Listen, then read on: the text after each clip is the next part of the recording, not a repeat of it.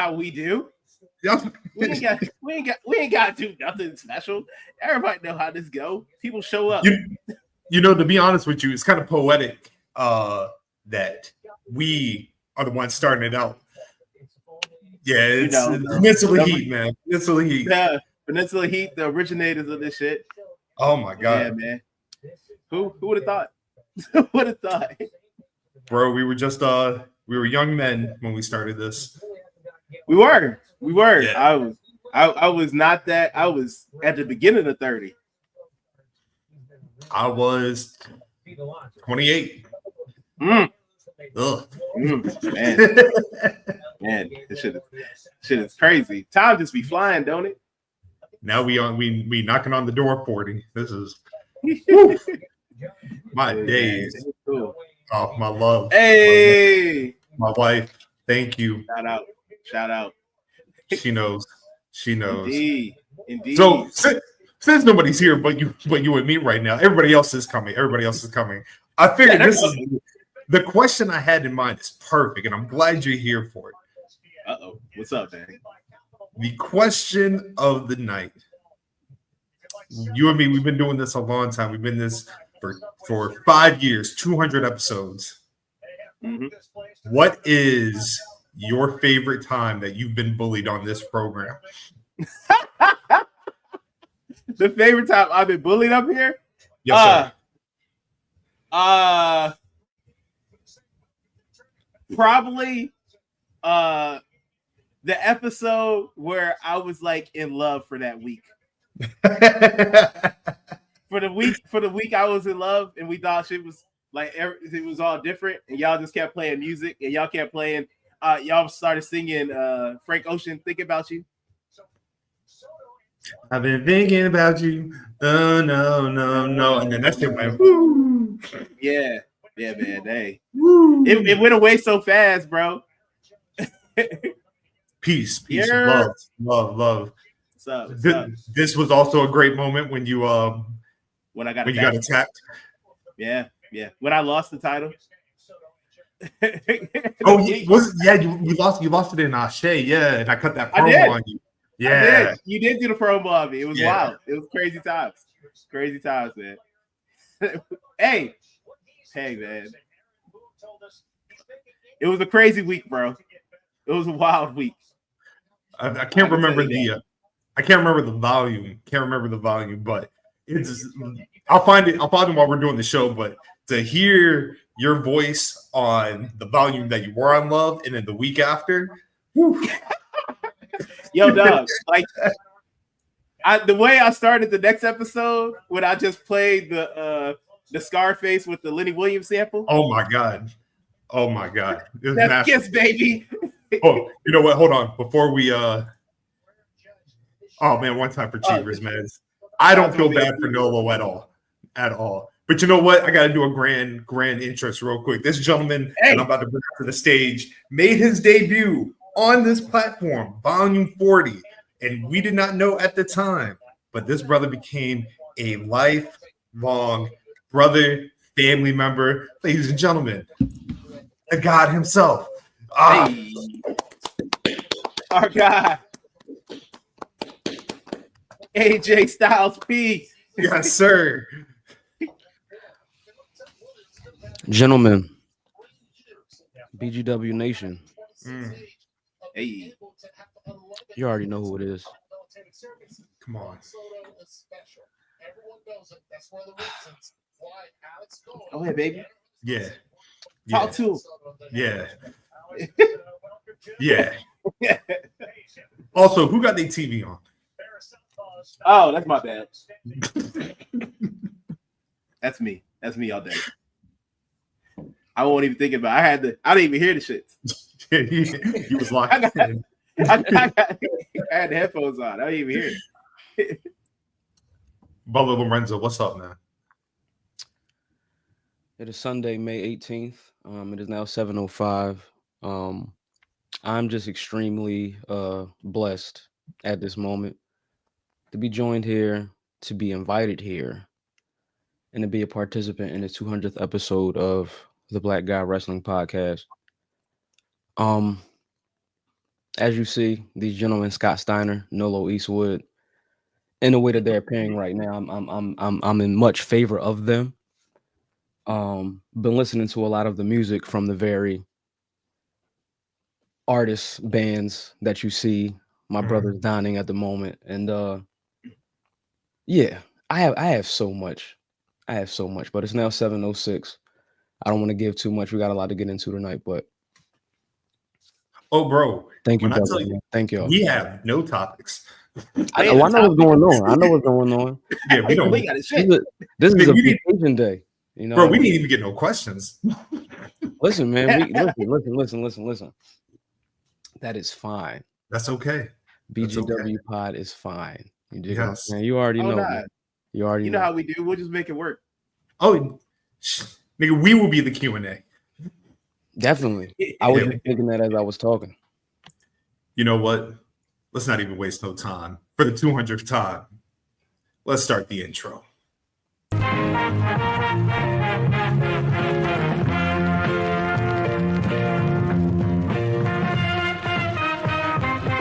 Real trap shit. This is the peak of professional wrestling. I love it.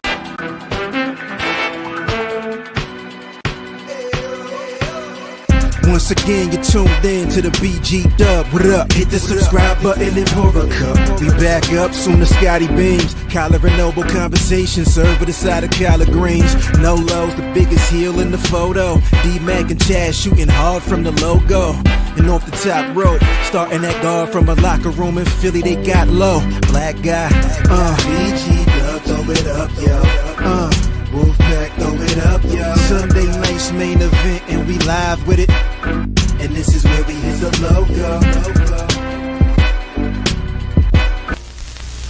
Got some crappy shoes on. It's never ironed. The shirt is too small. The shitty scarf and the terrible ass haircut. And you think that you're better than War? Give me a break.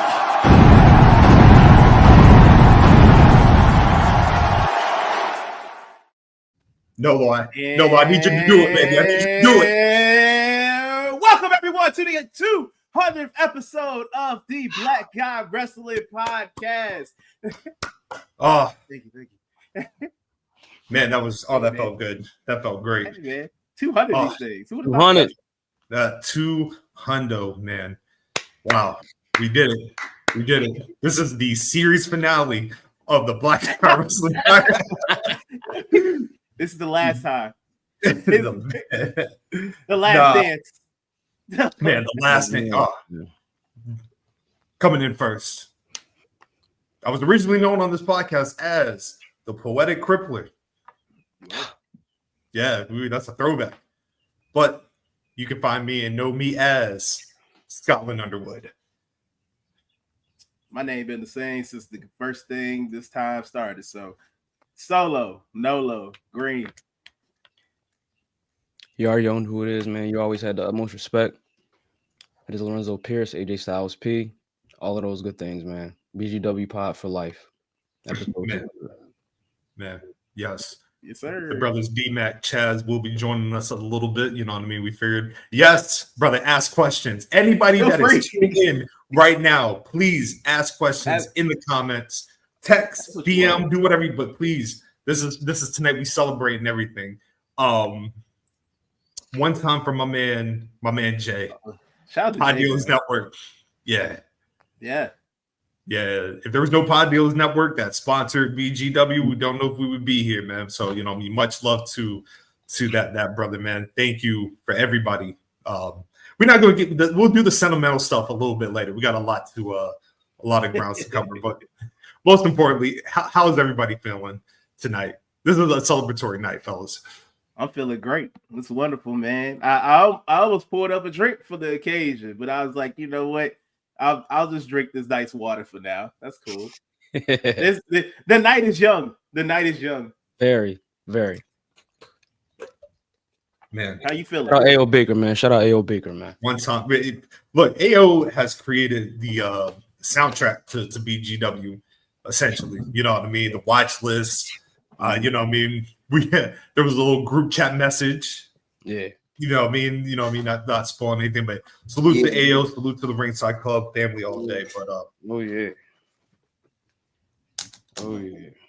It's cool, man. Oh yeah. I'm on my we got a question. I was about to say, I got the joint. Mm-hmm. Yeah, we on that. I do not. Damn, I don't have a hat. That's crazy. I went to get one and it was sold out. That's how incredible those hats are. Hey, bro. Definitely put it up. I was like, let me get that right now. Definitely getting that new one when it drops. Oh yeah. Oh yeah. But yeah, gentlemen, we've been doing this for a long period of time. And you know, as we were alluding to, tonight is a celebration. We might talk about some stuff that's going on. I mean, luckily there won't much happening news-wise, except for Samoans saying nigga. As usual, man. As per usual. Hey, that's like a day ending in Y.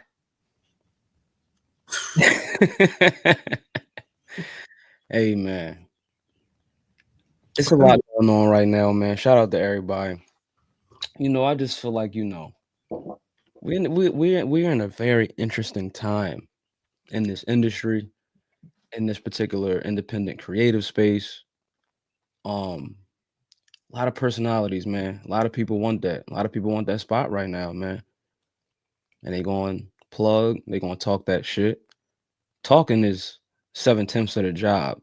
And I think it's been that way for a while. We probably increased that in the last 2 decades. Probably used to be 5/10. You know what I mean? We got 2 purists right here so they could tell us. But talking is 7/10 of the job. And now that we got these phones, and it's a way to communicate and connect with the audience globally. You know what I mean? It's a lot of risk that's going to get taken on that too. Hey, you got to be on all the time. Yeah, we got reality shows. You know, we got companies being, we got companies being bought. You dig what I'm saying? There's a lot of people that want these spots right now, man. Like our spots? You know, I think we're in a very unique space. All of us, you know. I know there's a lot of things that particularly went on a few months ago. Yeah. With, you know, certain contemporaries. And, you know, I'm never no stranger to, you know, to attempt to bring that stuff up, but just more so in the space of folks that actually do take bumps for a living, as you all have often heard me say. It's real up there right now, man. It's nasty. You know, if I can interject real quick and share an early BGW story, especially like in the tone you're speaking in, like the ruthlessness of some people. I'm gonna share with you my earliest Nolo heel story. What'd I do?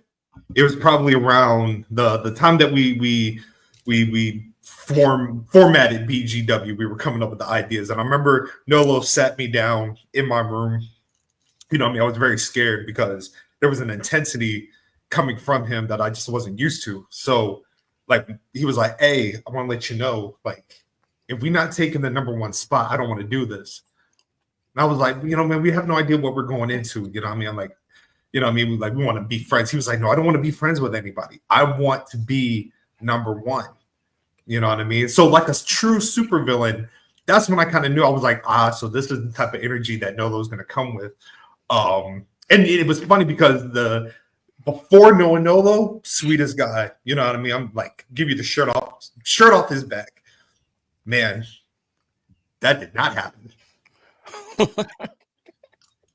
you remember that, Nolo? So I was wondering, I was sitting here, I was like, I wonder how far into the show will be the first lie about me. That's what I was curious about. And I see we made it to the 13-minute mark. That's when the lie started. Oh, no, we got all night. That was I know we got all night. I know we got all night, bro. I'm here. I'm here for it.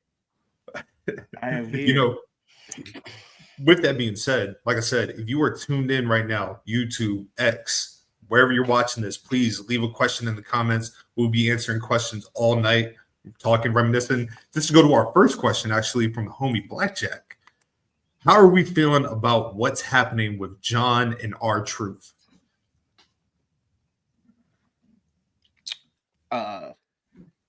So before, I thought the match was about to be for the title, so I was like somewhat excited.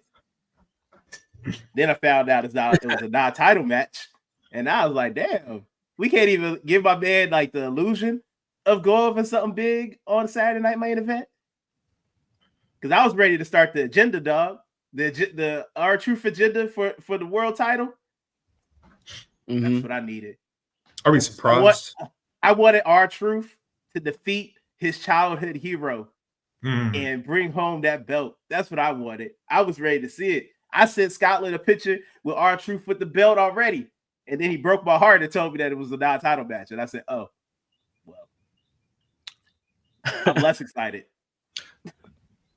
I mean, truth, there's a couple ways I could like I can actually see R-Truth beating John Cena at Saturday night's main event. I can see that. Yeah. I can also see R-Truth post-match thinking that this is an actual title match and going to get the strap and jumping back in the ring, looking at the ref, raising his I could see it. I could see all that for sure right now. What is the likelihood? Oh, go ahead. No, I'm about to say, I don't know if it was about to be what you was about to say, but I was gonna ask, so what are the chances that after, let's just say R-Truth loses, or even if it's Lowe's example of like he won and he thinks he won the title, and then John gives him the beating of a lifetime as the show ends.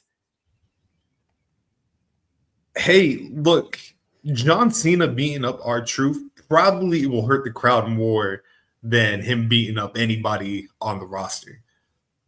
Yeah. You know what I mean? And we also got to remember, like R-Truth been doing this bit about John Cena being his hero for a long time.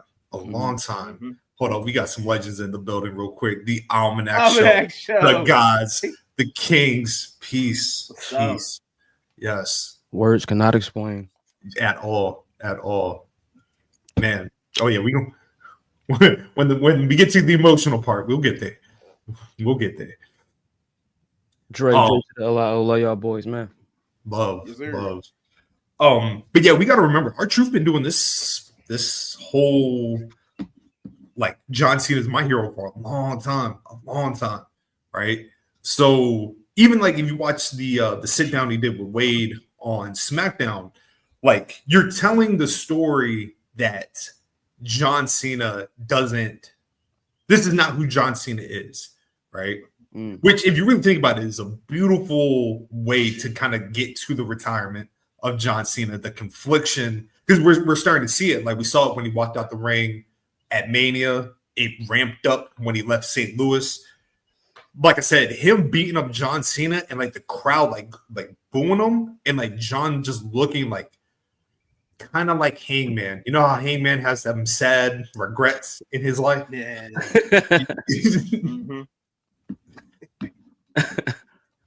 I'm about to say, I can see it, man. Like, is this gonna be like towards the end? It's gonna be like some redemption story for him, like he redeems himself after doing all these terrible things. Bro, you do know where the last show is, right? Where it's gonna be at? I do not. Where is the last show? It's in Boston. Of course it is. Of course yes, it sir. is. City of losers. Very topical. Nolo. Knicks Classy. is 6, baby. Classy. Hey, look, I don't care for the Knicks, but seeing the downfall of Boston will always warm my heart to the deepest parts of my soul. Hey. Oh man, Marks with Mikes, my brothers. You know what I mean? Love to JT, love to that whole team. First salute to Marks with Mikes, man. They are a true pillar in this community, man. Like they show love to everybody. Just genuinely great brothers, man. Just love to y'all, man. Love y'all so much. But yeah. Say R-Truth does beat Cena, right? Mm-hmm. Do you do the Can this match go to Money in the Bank? Like Yes. world title match, Money in the Bank? Absolutely. Why not? I would like to see it. The story holds up. I think it's a long shot at the moment, but let's see. When is Money in the Bank? It's next month, right? Correct. Okay, Correct. cool. The 12th, I want to say. It's the 11th or the 12th. Because I don't want them to do Punk and Cena right now. They don't need to do that. They, you know what I mean? I know some people are like, oh, they got the history of Money in the Bank. That's a SummerSlam match. It's SummerSlam's night 2 nights, right? Yes. Yes, it is. Good. Yeah, we good, man. We good. Yeah. Just making sure. SummerSlam in the Giant Stadium. Mm-hmm. And also, you ungrateful bastards out here that are slandering the name of R-Truth. Don't get it fucking twisted, bro. We talked about this last week. Do not disrespect Ron Killings, man. We are talking about a former NWA World Heavyweight Champion. Mm-hmm. You know what I mean? Like, R-Truth get busy. Like, the reason why R-Truth don't get busy right now is because he has found his niche. I forgot who it was. But somebody said that R-Truth is on the same spectrum as The Undertaker as far as importance. They might be on two separate sides of the spectrum, but think about how beloved R-Truth is, right? R-Truth is a bona fide first ballot Hall of Famer. Absolutely. Mm-hmm. Legacy, locker rooms he's been through, folks who he might be responsible for or semi-responsible for their training. Yeah, when you think about it, when you really think about it. And this is North Carolina. You know what I mean? Like thinking about certain territories and yeah, definitely. I see it. I don't see how you can't. I can see it. He said if Why Nick not? can get one. Why not? Right. Why not? And why can't he beat his hero? That's all I'm saying. Shoot, you should even to like the people that are complaining, you don't think John Cena had a hand in this? Oh, of course. Yeah. Hold on. Oh, wait.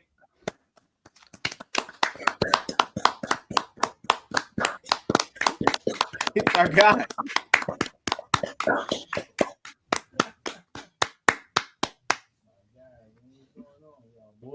Can't even hear you. Can't hear you, man. Testing. Yes, sir. There we go. There we go. Y'all boys hear me now? Yes, sir. Yes, sir. What's on y'all, man? The legendary DMacTardy. My God, man, we need an intro. Can we do the intro for DMac one more time, please? Right. We need it, man. We need it. All right, shit. How we gonna do it? Just me? All right, shit. The one that's never late for the party, that always get it started. The ones that like they wings all flat and ass is real fat. The one and only DMac motherfucking Tardy, man. Let's get it, man. Yes, sir. That's it. Man, it's 200, man. Yes, sir. Good. Yes, sir. Man, I had to go in the archives, man, find his goddamn shirt. Mm-hmm. Yeah, I ain't got no internet in my goddamn apartment no more, so I'm trying to figure this shit out. Shit is good. Let's fucking go, man. Let's go, man. Let's go. You know, I feel bad, man. I only own one piece of BGW merchandise. Shit, it was either this or this tank top I had, man. And I ain't, you know what I'm saying? I ain't trying to break the internet. My shit already fucked up. You hear me? I got the shirt that Lo has in the back. I got the Wolfpack hoodie. I mean, I have the Wolfpack shirt. I got the Wolfpack hoodie. I got the like the New Japan style one hoodie. And I think I got like the white. I got the original white hoodie. I got a bunch of. I think the only thing I don't have is the one DMac got on. When did we have a white hoodie? Not, I mean the white BGW. Oh, I was about to be like, nah, the one my sister did. The one my sister did. Okay, yeah. Okay, no, that was a classic. Yeah. So luckily, I have more questions on deck, Hey, courtesy of my lovely wife. Hey, shout out. Yes. Let's see. What moment did you all decide to do the podcast? Oh, would you like? I could do. Oh, everybody, wait. Let's wait for one time because someone is joining us now.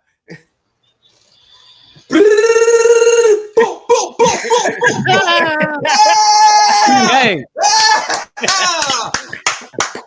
What's up, man? Yes, sir. Yes, sir.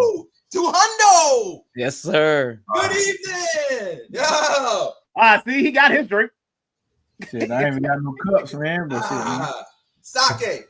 Oh, you got the 420 shit. Yeah, bro. I got my work cup. Ain't nothing wrong with it. Gentlemen. I got Freedom's Choice water. The Almanac show says shit. It's a party going on. Blacktron has been formed. And I got my Eagles mug. And I got my Eagles mug out of spite for Nolo. Oh shit. My Cowboys joined the cup. Love you, Nolo. Love you, boy.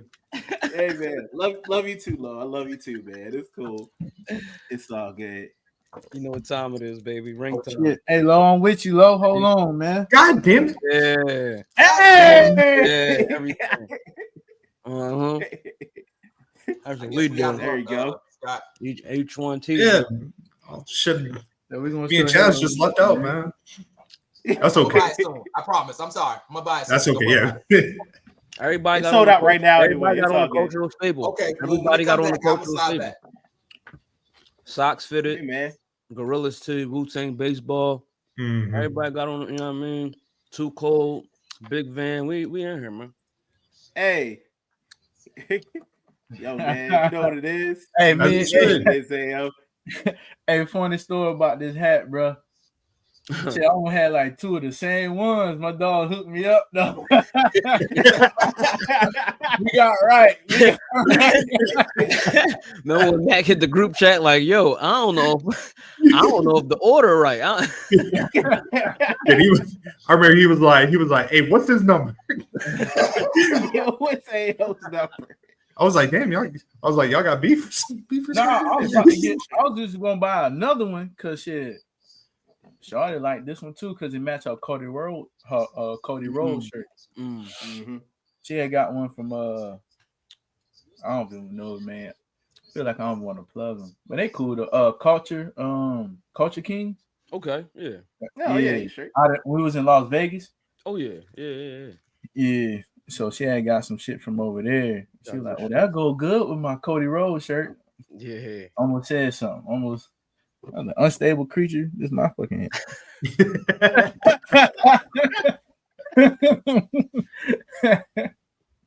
Well, look, unstable creature.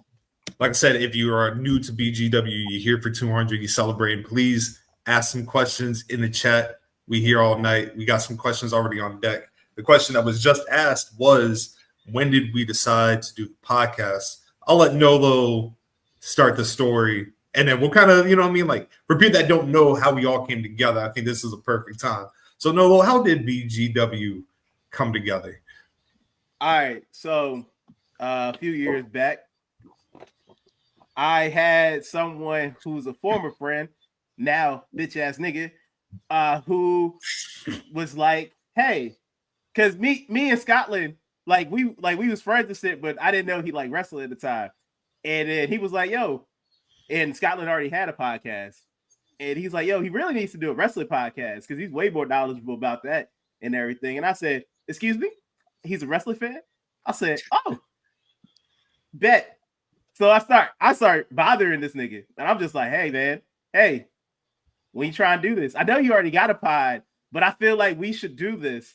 And then there was a third person, Carl. Shout out to Carl. He used to wear a mask. Yeah, El Chiquito. My man used to wear the mask all the time. and he was the third member, and we all came together, and we started the first episode, and it was terrible, and then we didn't do it again for like 7 months. What we do, like another? I think we did the first episode, if I'm not mistaken, around SummerSlam 2018. And then we didn't officially kick off until December. So, like the podcast I was a part of was called Slick Radio. one time for my man Hart, my man Hype. Shout out to Hype, man. But funny enough, Chaz was on the I think he was maybe on like the last 10 episodes of Slick Radio that we did, which was my first time meeting Chaz. But yeah, when the proposal of doing a wrestling podcast, like I said, the only people I was talking to wrestling about in around that 2016, 2017, 2018 was myself. I didn't talk wrestling with nobody. I felt like a loser. I was like, here I am with this Bullet Club shirt on. Nobody to talk to with.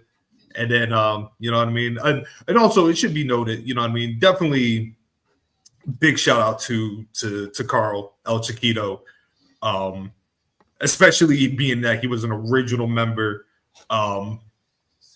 Very, very essential to the beginning process of BGW, especially that first year.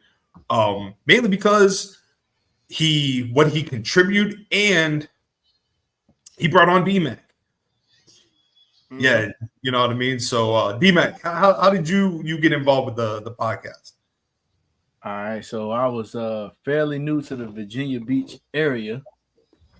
Shout out to VA, man. I think I had a lot of my formative maturing years in Virginia Beach, man. Y'all see me grow up a lot. So shout out to Savannah too, Savannah, Georgia. We shout out to New Iberia, Louisiana as well. Can't forget all of them. Man, shout out to the whole world. But anyway, so y'all already know what type of time I'm on already. But it was lunchtime, and doggone, I was working in the supply room, and appreciate you, big dog. I was working in the supply room, and at the unit I was working. And Carl was, he was working there too, and he was like, "Hey man, come to lunch." And, you know what I'm saying? I'll take, show me around like Virginia Beach or whatever. What I noticed on his headrest was a Rey Mysterio man.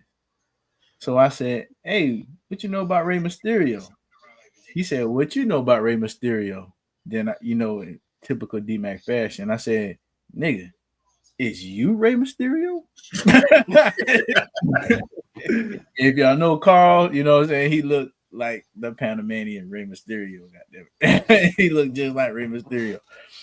Oh, no, what is Carl? He's Panamanian. Panamanian? I was had to make sure. But yeah, so Carl, I was like, "Yeah, man, me and my buddies, we do a podcast." That was a Saturday drill. Sunday, he said, "Hey, look, we're going to, after drill, we're going to my dog Nolo house. We're going to record. You could pull up if you want." So I pulled up, and I've been a guest since episode 17, man. And what was so dope about it, because I didn't know anybody, I didn't know, except for the partners that I used to play basketball with at Langley Air Force Base out in Hampton, Virginia.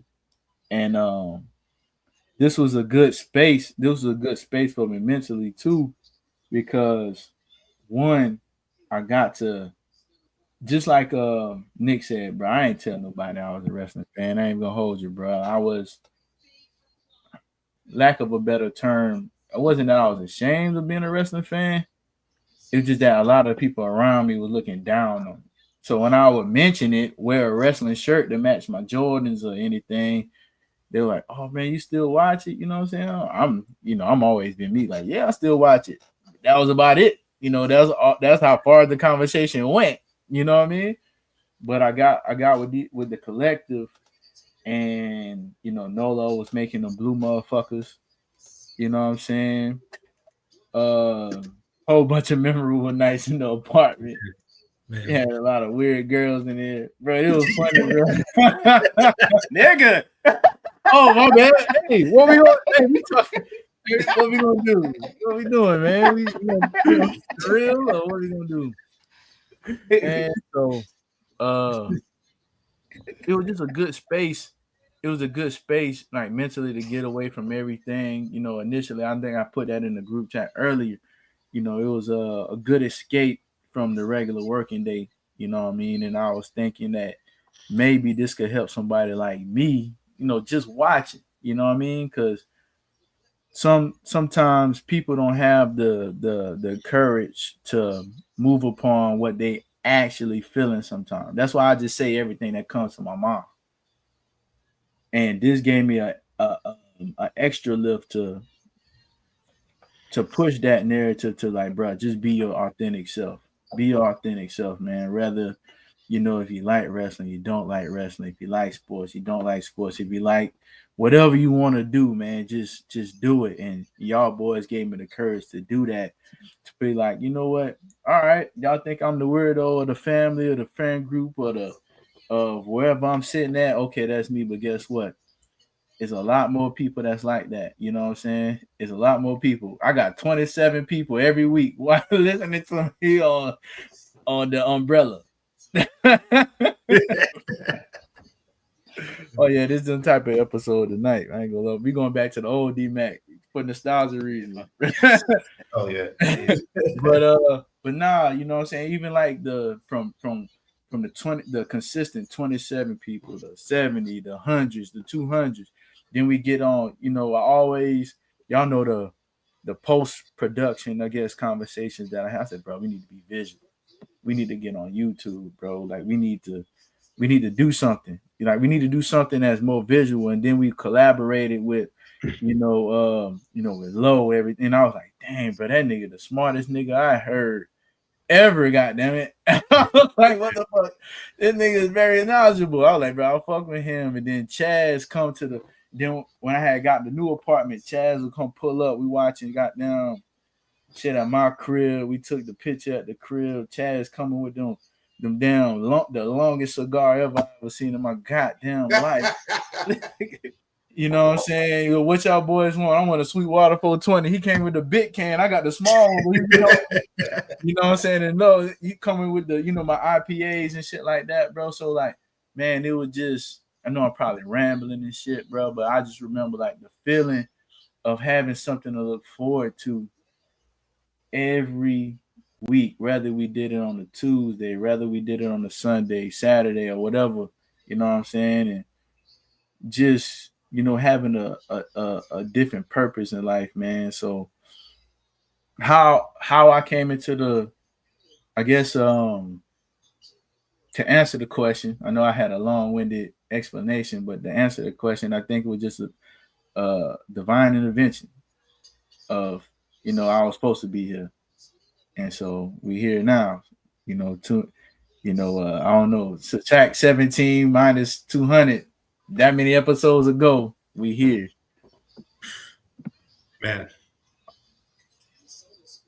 That whole story makes me just, that shit warms my heart. That warms, yeah. You know what I'm saying? Though we're going to come to you last since you joined the pod last, but we're going to go to Chaz, right? Please. Yeah, it's because Chaz was technically the next one to join the pod. Because by the time Chaz came on, we had already we shouldn't say we pretty much had established ourselves like niggas won't be even with us. You know what I mean? We stayed in our lane. We weren't visual, but we had a podcast breakup. We had a podcast breakup. You know what I mean? We had a falling out, me and Carl and everything. Thought it was going to be the end of the podcast, legit. Went to birds and forgot all about that shit. Oh, it was good. Shout out to Carl, though, man. That's one shout thing. out to Carl, absolutely. Definitely shout out. Shout out. Carl, man. Without him, bro, I wouldn't have been here. So, man, yeah. shout out to fucking Carl. For sure. we went through a lot of love too, man. Yeah, man. We went through a pandemic. Went through a really bad personal tragedy. You know what I mean? But we persevered. We made it through. We started to get noise by the time Chaz came on, and I believe I asked Chaz to come on the podcast as a guest in October of 2022? Yes, 2022. Yeah. So Chaz, your experience of joining BGW. Man, what a ride. What a motherfucking ride, boy. Before you answer anything, can we give it up for AT fucking Inferno? Hey. A living legend. The legend, the Hall of Famer. Bruh. Legend. Yeah, man. What a motherfucking ride. Like I said, me and Scott was locked in since our daughter Umar phase. You know what I'm saying? Which was such a time. Yeah. Such a time. But that's how we linked up. Like I said, I ain't know nothing about he fucked with wrestling. Like I said, I always did, but kind of like Matt, I tucked it away for a while when, you listen to outside noise instead of just be yourself.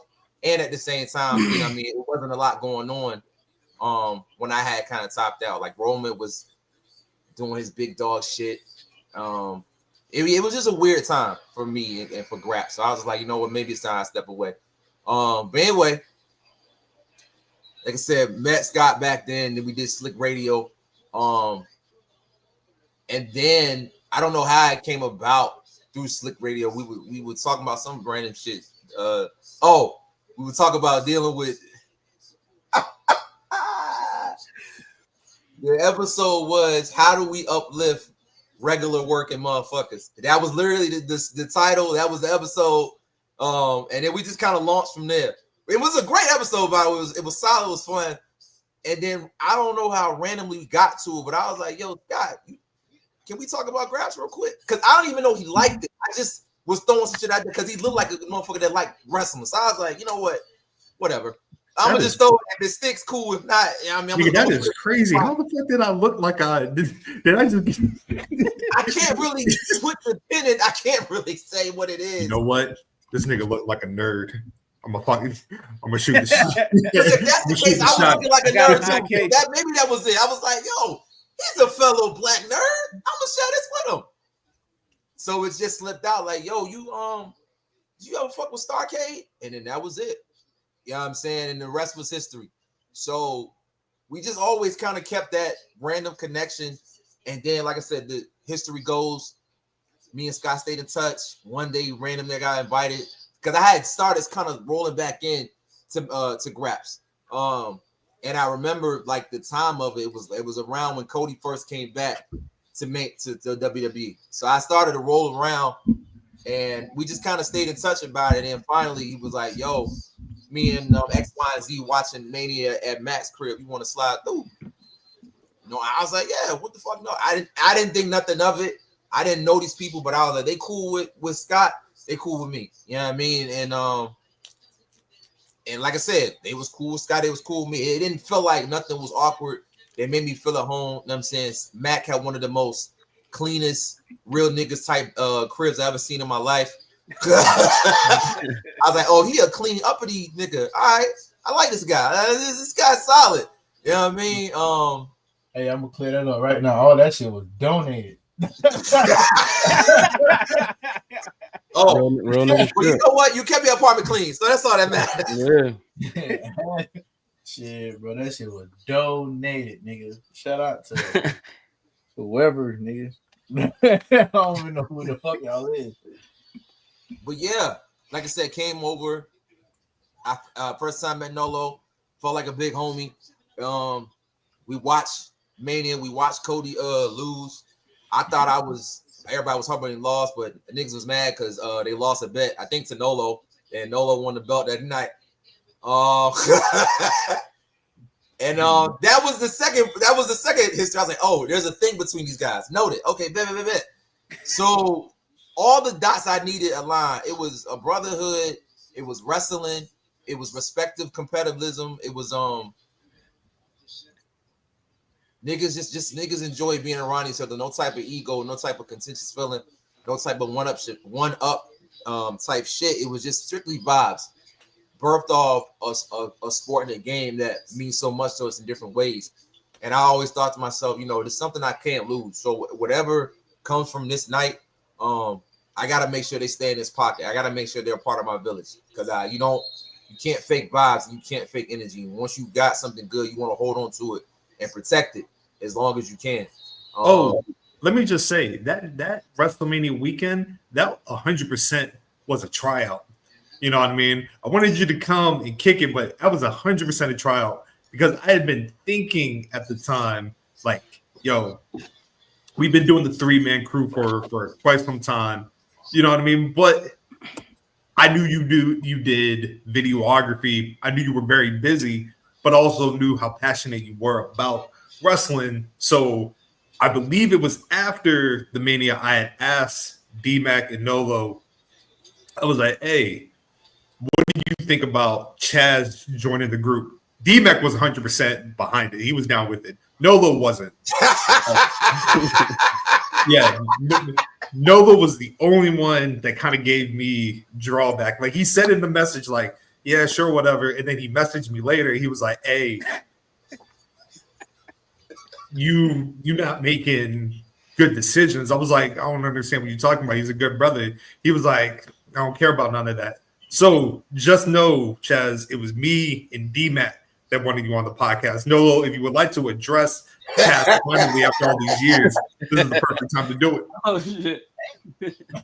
I would like to say, Chaz, that the moment I met you, I knew you was a cool ass brother, and I was happy to have you a part of the team. Don't let these salacious and slanderous of teachings and retellings from a person who I consider a brother, but continues to lie on me. But just know that I love you, man. Remember that. And I was always down for you. Rebuttal. Oh, there it is, right there.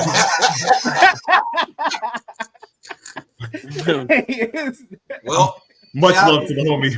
Much love to the homie. Shout out to Wolverine, man. I'll be honest, bro. Shout out to Achievers as well. I don't know where you at. Hopefully you watching, but shout out to him as well. He was watching earlier. Okay, bet. Yeah. But yeah, that was that.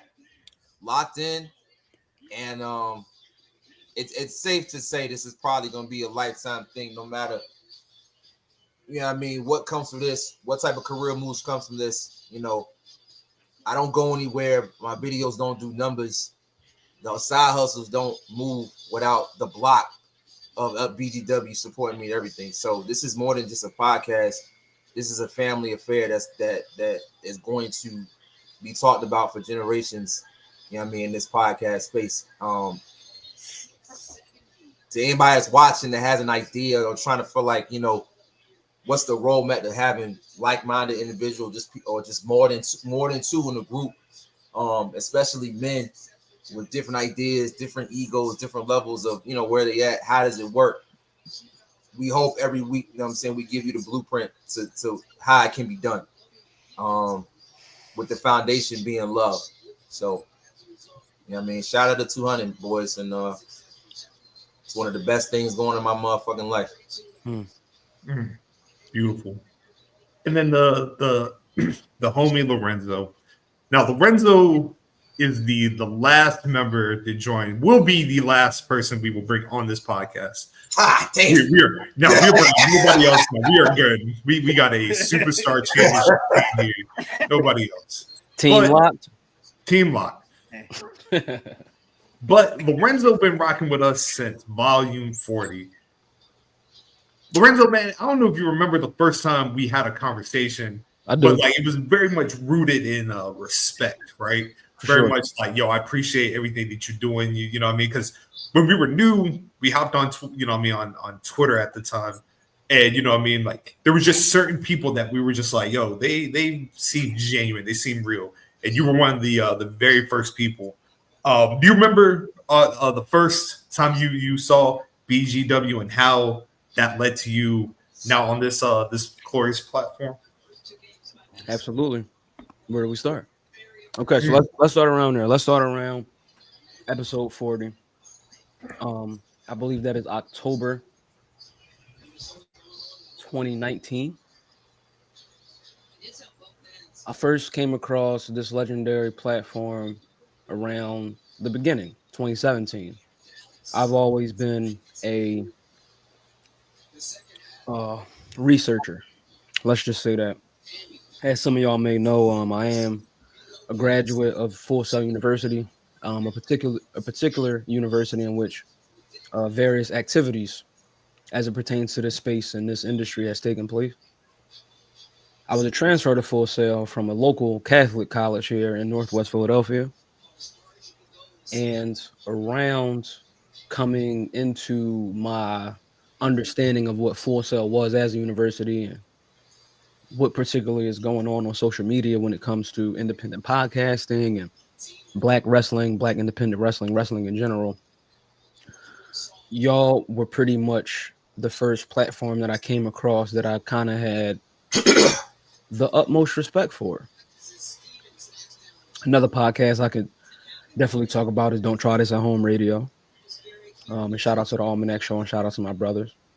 And there are a few others, but those are like the top two because y'all were kind of topical to my area where I am here on the East Coast. And here, particularly in the city of Philadelphia, there's not a lot of Black movement in terms of pro wrestling and folks, particularly from here, that are moving and participating and working in pro wrestling.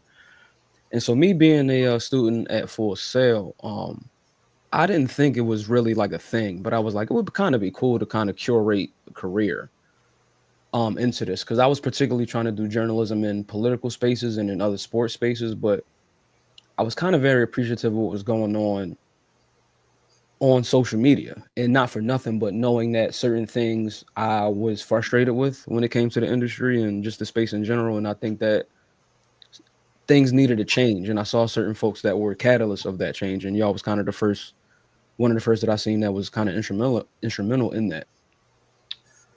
So by the time I was contacted, I was like, I definitely would love to come on the pod. You know what I mean? Like, and I think that it was certain things that I probably was kind of encroaching upon on the timeline, certain controversial topics that I might have been touching on that might have been influential to start those conversations. And so from there, in particular, I was invited to other shows, invited to be on other things, and I definitely was on a particular show for a while. And around, I believe, like episode 125, that's when I was asked to come on for a second time. And by that time, I wasn't really potting full time as I was. And that was really interesting time too, because AEW was really getting it cooking. And, you know, I believe on that episode in particular, we were talking about like Powerhouse Hobbs, right? Becoming TNT champion, right? Very important. You dig what I'm saying? Like, you know, the reason why I think this show was started was to see moments such as that. But on that episode, we discussed particular other things such as like MJF, right? And a certain thing that he did in the audience. You know, sorry. Move on to episode, but to move on to episode 155. And this is around the time in which I was really thinking about what the possibilities were in terms of one, to just be creative in the wrestling space. WrestleMania 40 had got announced to be in Philadelphia around, you know, like let's just say like it was like April when it came, right? But let's just say like, you know, when the announcement was made, like when the announcement was made, like I thought I was dreaming. Like I didn't even know like it was like this was really happening. But when I found out Mania was coming to Philly, I was like, there needs to be like something that needs to be done, something that I must do, something that I must like begin. And I didn't know what that was. And around that time, I was always trying to figure out what exactly I was going to do, like solo wise in the wrestling space, right? I had many ideas, many things I came across, but around the time of episode 155, I had kind of made my mind up that I was going to start a stream, start a program, start you know, a particular interview magazine, and that came to what you all know as the Locker Room Lead. And at that moment, I kind of go back to around like, you know, WrestleMania 39, where I kind of had my mind made up to do it, but I really wasn't like full throttle with it, right? And it was kind of like a test run that I did around like WrestleMania 39, and I was kind of like, I don't know if this is like the thing, but you know, certain things came to fruition. I moved into a new place, got better equipment, and just got into a place where I became like, yeah, this is definitely possible. You know what I mean? And I wanted to create a space of talking about what it means to be a wrestler in 2020 beyond, right? These years that we find ourselves in which like we've never seen as much Black wrestling talent at this point in time. And that was my whole motivation for starting the Locker Room League, by always keeping the major components of pro wrestling in the background, right?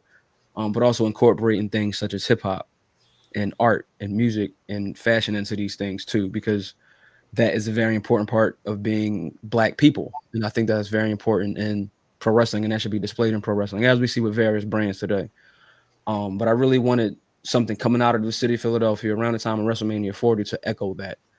And we got to talk about a lot during episode 155. And a lot of things were happening in my city. I became kind of involved with a lot of different causes. As a lot of people may know, I hate these two words next to each other, but I've been somewhat of a community activist in the city of Philadelphia since I've been about 15 years old, before I graduated high school. And fantastic what you do. Absolutely. Yeah, and I want to stay doing that work. Yeah, man. And I don't want to take up too much space as far as that goes, but even as a kid, right, like being like an international ambassador of my high school, and just doing various things to try to bring a certain light into my life, into my family and the neighborhood I come from, and things like that, which led to a lot of different things I'm involved with now. But however, I'm realizing that the creative side of things is really what I need to be doing as far as my well-being and confidence is concerned. And around the time of me getting so much responsibility as it pertains to certain things here in the city, I was finally asked by Scotland, and this was around the time of this is right in the middle of like Philadelphia Eagles season. I believe we had just beat Cincinnati. And that week, that next day, I believe that Monday, Scotland was like, listen, man, like, and I felt crazy because I didn't see the matches until like the next day. And it was a voice message, you know what I mean? And he was like, this makes sense. You know what I mean? Like, the conversation has already been had with the gentleman, you know what I mean? Like, and, naming all of y'all and saying like, how much y'all approve. And somebody I was definitely thinking about in this back was like, somebody like Chaz, you know what I mean, who had just joined the show and I knew had a history, you know what I mean, with the gentleman on this show. And I know that, I definitely have a history with y'all, but I was just like, man, like, and mind you, this is after WrestleMania 40. This is after I met, 2/3, basically 2/5 of y'all for the first time. And we definitely solidified certain things on that week of WrestleMania 40, right? But I was just like, man, like, is this going to really like impact the way that I like view like where I'm going with like this wrestling creative thing, and how like this thing that I got going on with Locker Room League, like, is that going to interfere? Is that you know what I mean? I was just thinking about certain like creative things that Chaz was doing, and I was like, no, like, I really see the vision, and I really see what Scott is talking about, and yeah, like, let's just fucking do this shit, man, because I didn't think that I was going to be potting anymore. I just thought that in the space that I'm doing things with the Locker Room Lead, I got, still have certain plans, but I think that me being here creates a lot of synergy, and it creates it creates a house, you know what I mean, for me to be whole in, right, and feel like that I have a team to support. You know what I mean? Through all of the things and all of the ventures and things and ideas that I've tried. And I really hope and pray, and I think that right now I've hit a certain stride, and we're all hitting a stride together. And I'm just glad to be here, man. I'm just happy to be here for this 200th episode. I'm happy to be a part of this history. A part of me feels like I'm not even worthy, right, to even be speaking on like the work that was put in to create these 200 episodes. and the episodes I've been a part of in the last, few weeks, few months have been very important to me. And I just can't wait to see what more we could do, y'all. Really appreciate y'all. Bro, when I tell you, like, I don't know why when I asked you to join the pod, I was so nervous because I was thinking, like, this nigga way too cool for us. Like, he gonna be like, he gonna listen to the message and be like, the fuck? Yeah, man. No, my nigga Oak Tree. That's my homie right there. Hey, Gather gang. You know what I mean? Much love. Thank you, homie. Appreciate you. But yeah, no, when I asked, I was like, this nigga definitely gonna say no. I'm gonna have to go tell everybody in the pod. I'm like, he don't fuck with me. He don't really fuck with us like that, man. He doing his own thing. But truly, like it like I said, for me, just like the vision of the group, the vision of what we do in BGW. It just, like I said, like I'm more mad at the fact that it took us so long to have you a part of this team. Like I said, we have been talking about you joining BGW like way back, but we figured because you had prior commitments that it was probably going to be a no-go. But like I said, everything happens in alignment, right? Everything happens in perfect timing. Like I said, because of the timing, like I said, we, in the short time as a collective, all five of us have been together. We've done some amazing things. You know what I mean? Mm-hmm. So yeah, I'm grateful for how things have played out over the years. Like I said, I've been stuck with Nolo for a really long time, so I can't get rid of him automatically. But like bringing on Chaz, Mac, you got me for life, ho. What'd you say? I said you got me for life, ho. Fair. Touche. Touche. Love to the homie, man. Appreciate Shout out Cujo, baby. Love you, boy. Another visionary of the space, man. Does amazing work. No, I'm very, very grateful for this team, man. Very grateful that we no egos, right? No egos. Well, can I ask you a question real quick? Oh, yes. And I know we got time for it. I just kind of want to gauge it early. You're, without question, and I know you deflect, but you're out question, the leader of this group. You're the face. I'm the Michelle of the group, yes. Okay, thank you. No. Beyonce. No. Beyonce, Solange, and Jay-Z all mixed into one. That's who you are. I'm the whole elevator. Moving on. So anyway. Straight chaos. How does that, seeing all this come together, seeing against essentially you're the main person that started all this. Like I said, Nolo came, Matt came, but it's always just been you. How does this make you feel? Like I don't know what like the plan or the goal was down the line. I'm pretty sure you didn't envision what it is today, but just seeing how everything kind of manifested, like you said, how this always kind of been a anchor for your life, especially when the waters always try to weigh you down. How does this put everything into perspective for you? Oh, bro, it's emotional. Like all jokes is like, I know we joke and everything, but like this is a real emotional moment. Mainly because like this is what I do for a living. Like I've been podcasting since 2013. I've been doing this a long time. Like I remember when like just the term podcast was such a taboo thing, right? Like the first podcast I ever did was on Blog Talk Radio. You know what I mean? And I did it in my room. Ooh, I remember that. With a terrible mic. The audio was awful, right? So, like I said, I've been like, I think I told Nolo and I said it on the timeline, like, this is a full circle moment. The very first time I legit saw professional wrestling was May 17th, 1993, right? I was 3 years old. I remember it because, like I said, my memory goes to Razor Ramon and the 1-2-3 Kid. I remember that as clear as day. I remember Razor wearing the purple trunks. I remember thinking the 1-2-3 Kid outfit was mad dope because it was the blue with the lightning. Yeah. Like I said, I was 3 years old. the anniversary of that match was yesterday, May 17th. And I'm sitting here May 18th talking about wrestling with people I consider my family, right?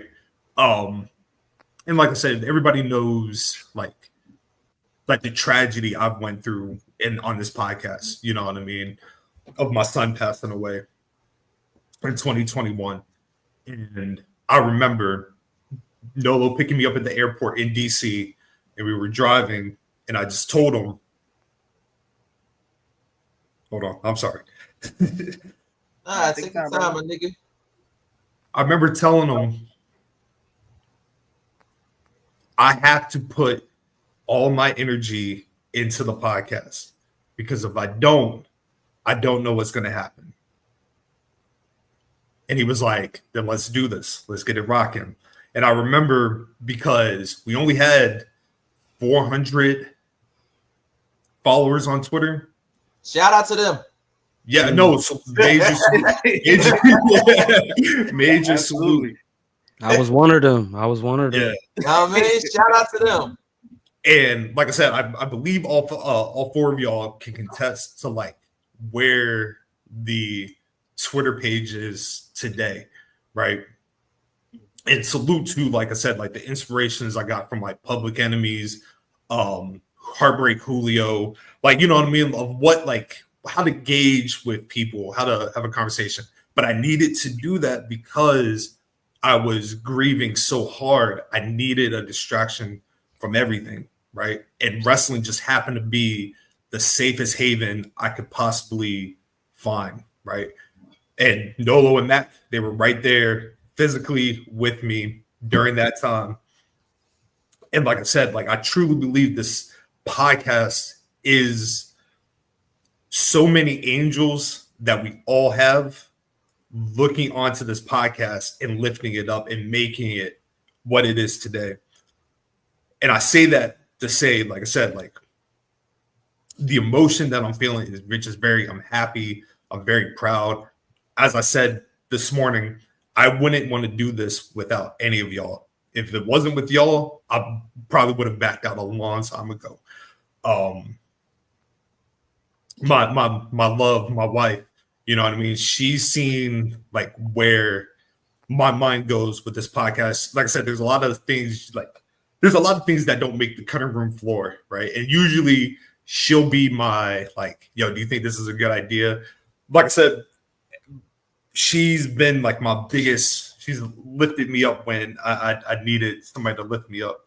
So I just answer your question to say, I'm very proud that we're doing this.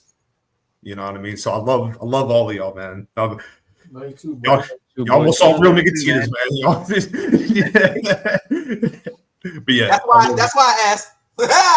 That's why he was going. That man was going for it. Yeah. Thank you, man. Thank you. He's like, how can I get this emotion out of Scotland? There it is. Nah, man. It's been like I said, it's just been a whirlwind. And like to y'all, you know what I mean? I hope that I've been a great Kelly Rowland to y'all. You know what I mean? Like you know what I'm saying? So yeah, I hope I've been somebody that y'all definitely like, yo, we see the vision, he has the vision. Let's rock with this. Absolutely. You mean cool?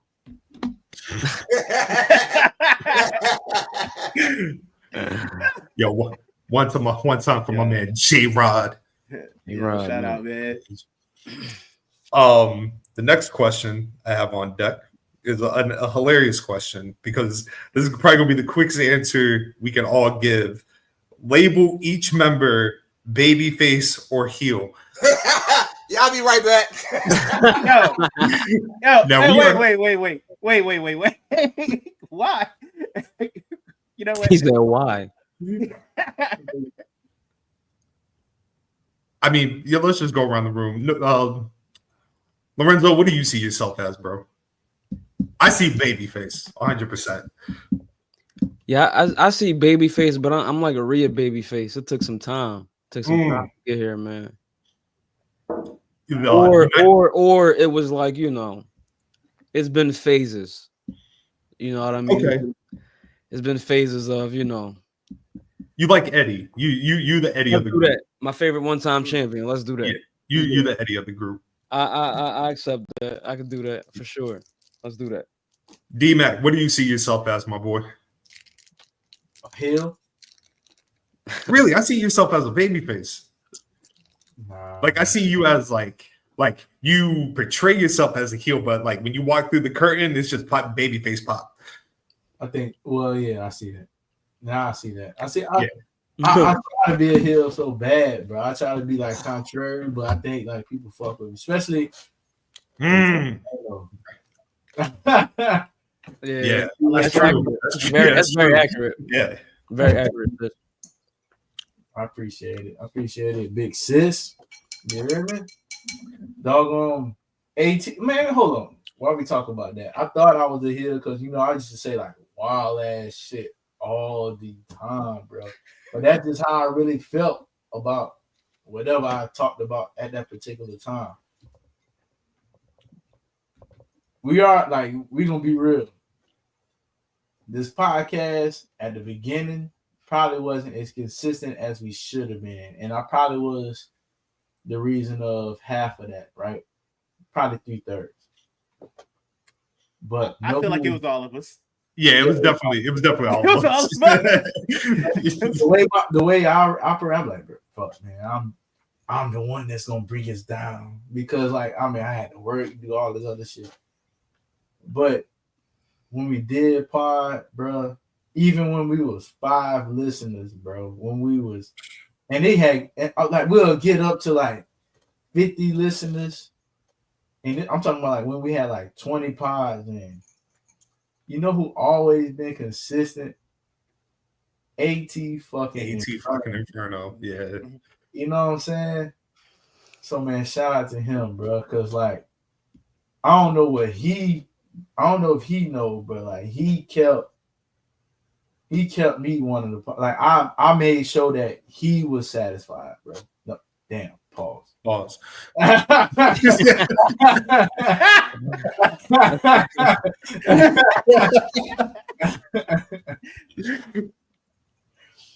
was making sure that he fucked with the podcast. You hear me? Like I made sure that, you know what I'm saying, I could get a tweet from 18 from because y'all already know me, bro.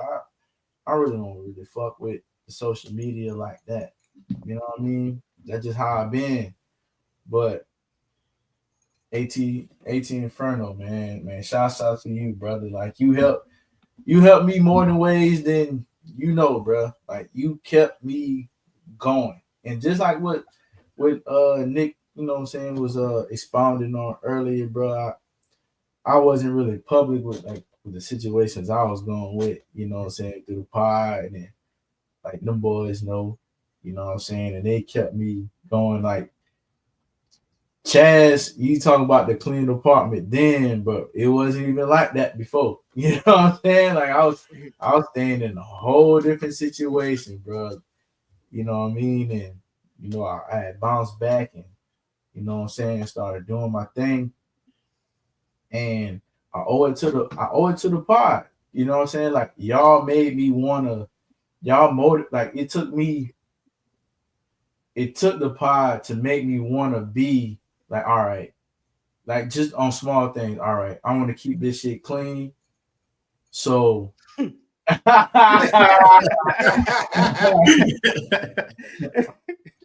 was like, man, I want to keep this shit clean so it could be a safe area because I was envious in a good way of like how Nolo had this shit. You heard me? Like, shit, every time we came to the pod, man, we had something to drink or eat. Sometimes we had something to drink and eat at Nolo shit. You know what I'm saying?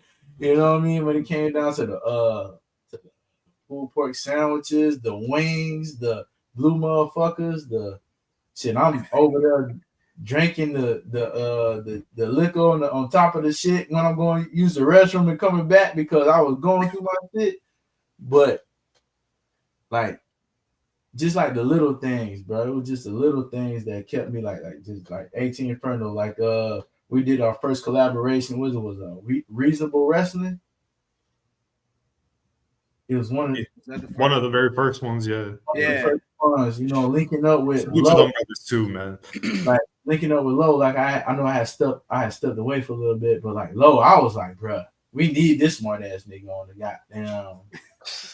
You know what I mean? Like I appreciate, like I was like, damn, like this is a smart, intelligent brother. You know what I'm saying?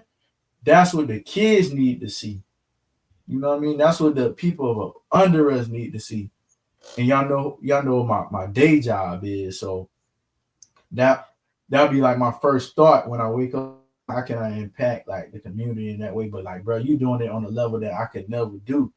So man, I appreciate you what you do. You know what I'm saying? Like Chaz, bro, like your dope mindset of, you know, thinking of the shit that we thinking about, but you put it in an artistic way that we could never articulate it in visual film. Like, bro, like I built, like I was like, bro, I was thinking like doing that, but how in the hell he find the time and know what all to put this clip next to this clip with the music behind it and make it so fire? Right.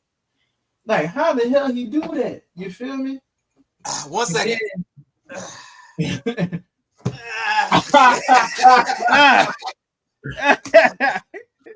And then like with Nolo, bro, like being that counselor, bro, like I know I told Nolo a whole bunch of shit, like, bro, I'm going this, that, and he's like, oh, brother, we can do it this way. Like we gonna get through this. We gonna figure it out. You know what I'm saying? And then doggone Nick, I don't even know if Nick noticed, bro, when I put the word wrestling in the group chat is highlighted because I put your name is wrestling in my phone. And that's not by coincidence, bro. That's because like everything that you put around this whole group, bro. Yeah, I mean you joke about like you want to be subtle and all this, but you more than what you think you is, bro. And I hope that one day that when you look in that mirror, bro, you smile at yourself and you see that, because like, bro, you put this whole ordeal together, bro. You're a true leader. You're a true maverick, if you will, in this wrestling space. And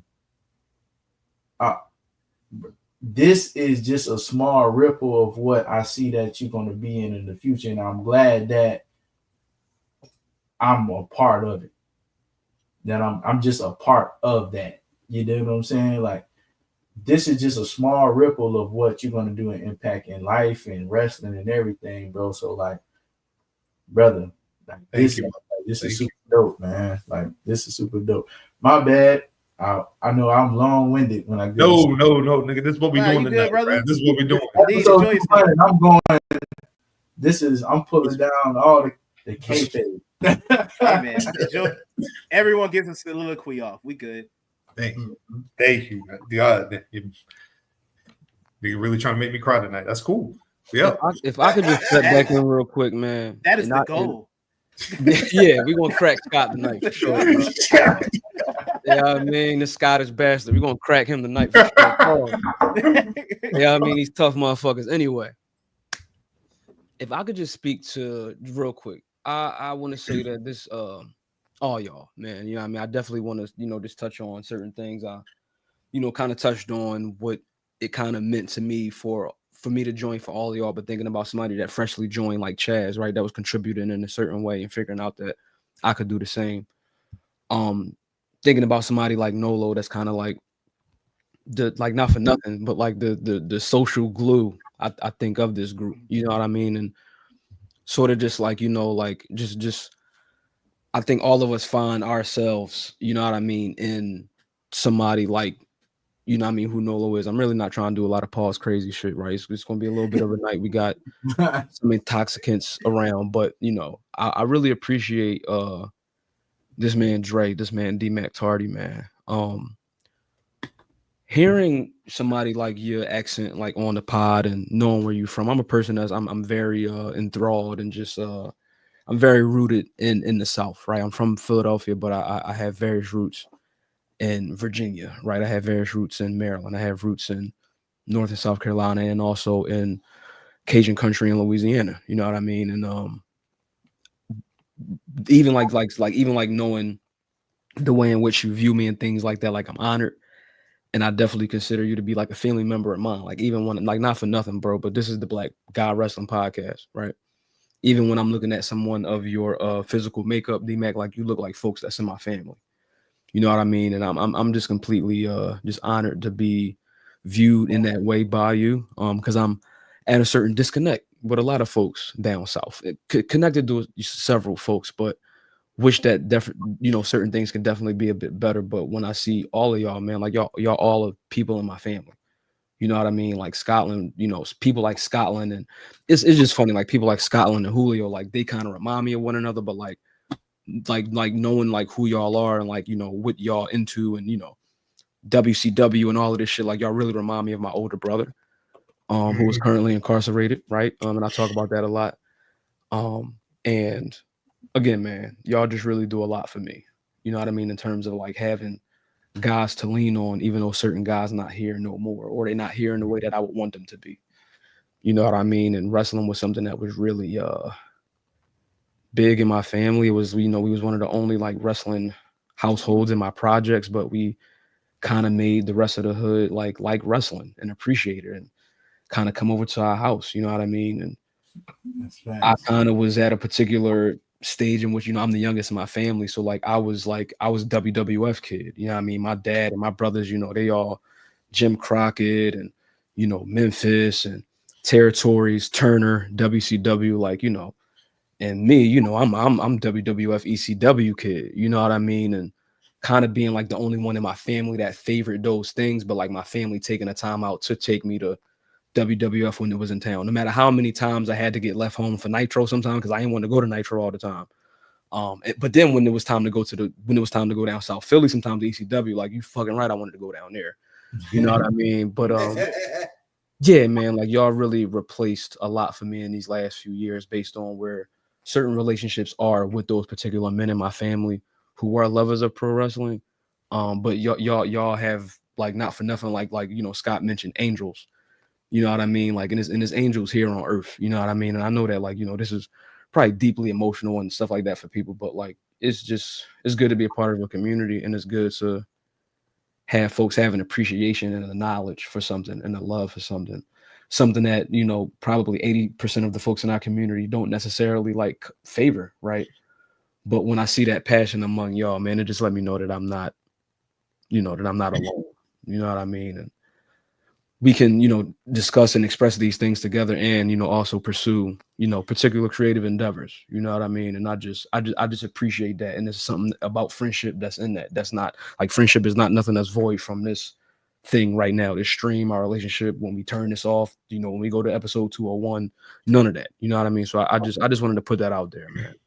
Before we get into anything else, wrestling, anything else, if this is the last emotional thing, whatever, but I just needed to put that out there for sure. Oh no, this emotional shit is happening all night, baby. Yeah. And I'm glad you bring that up, Lo, because I feel that if somebody gonna break tonight, it's gonna be this person that I'm gonna talk about. Right. First of all, shout out to Backstage Brawl, because them brothers, we definitely got the collab coming after 200. But this right here, right? If Nolo won the predictions time. So if I'm gonna break, if somebody gonna break tonight, it's about to be Nolo right now. Because I'm gonna say this as not only a friend, and I'm gonna say this as somebody that has I remember the very first time I met Nolo. It was in 2013, and we had like a little kickback at my house, and we played Mario Kart. And Nolo cheated. And then from that day forward, I knew that this nigga was going to be a problem in my life for a really long time. Right? When I tell you, and I don't want to speak for Chaz, DMac, and Lorenzo. I don't want to speak for anybody, but I know for myself, the absolute pillar that Nolo is it's so important that if somebody was to get their flowers, it'd be him. I've seen Nolo uplift everybody on this podcast in some way, shape, or form, whether it be a text, a call, in person. When my son passed and I was flying back home, and this is probably what's going to eventually break me, I remember my original ride backed out. And like I said, I'm in the UK. And I remember I asked Nolo, hey, bro, can you pick me up from the airport? Man. And without hesitation, he said yes.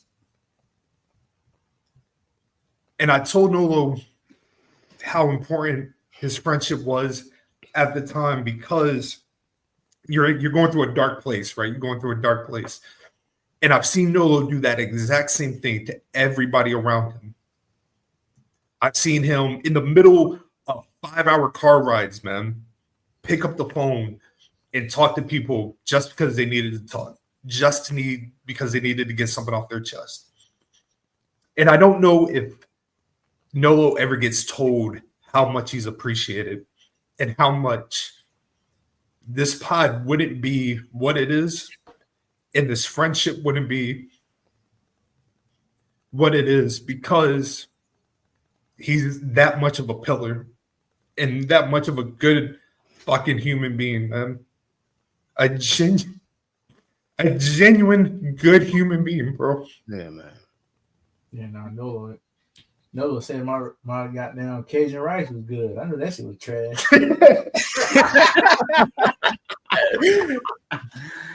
I'm like, oh shit, was good, nigga. I don't care what nobody said. Everybody was like, man, that shit was good. I was like, but I hope, like, genuine, bro. I genuinely hope, if you haven't heard it, and if you have heard it, I hope you hear it a million times how important you are to me, how important you are to everybody on this podcast, how important you are to people that you probably don't even think that you're important to. You know what I mean? And I never want you to forget that, bro. Never forget that. Man, I appreciate that, man. And I'm going to say, almost got me. Almost got me. But nah, man. I have lived a very good and charmed life.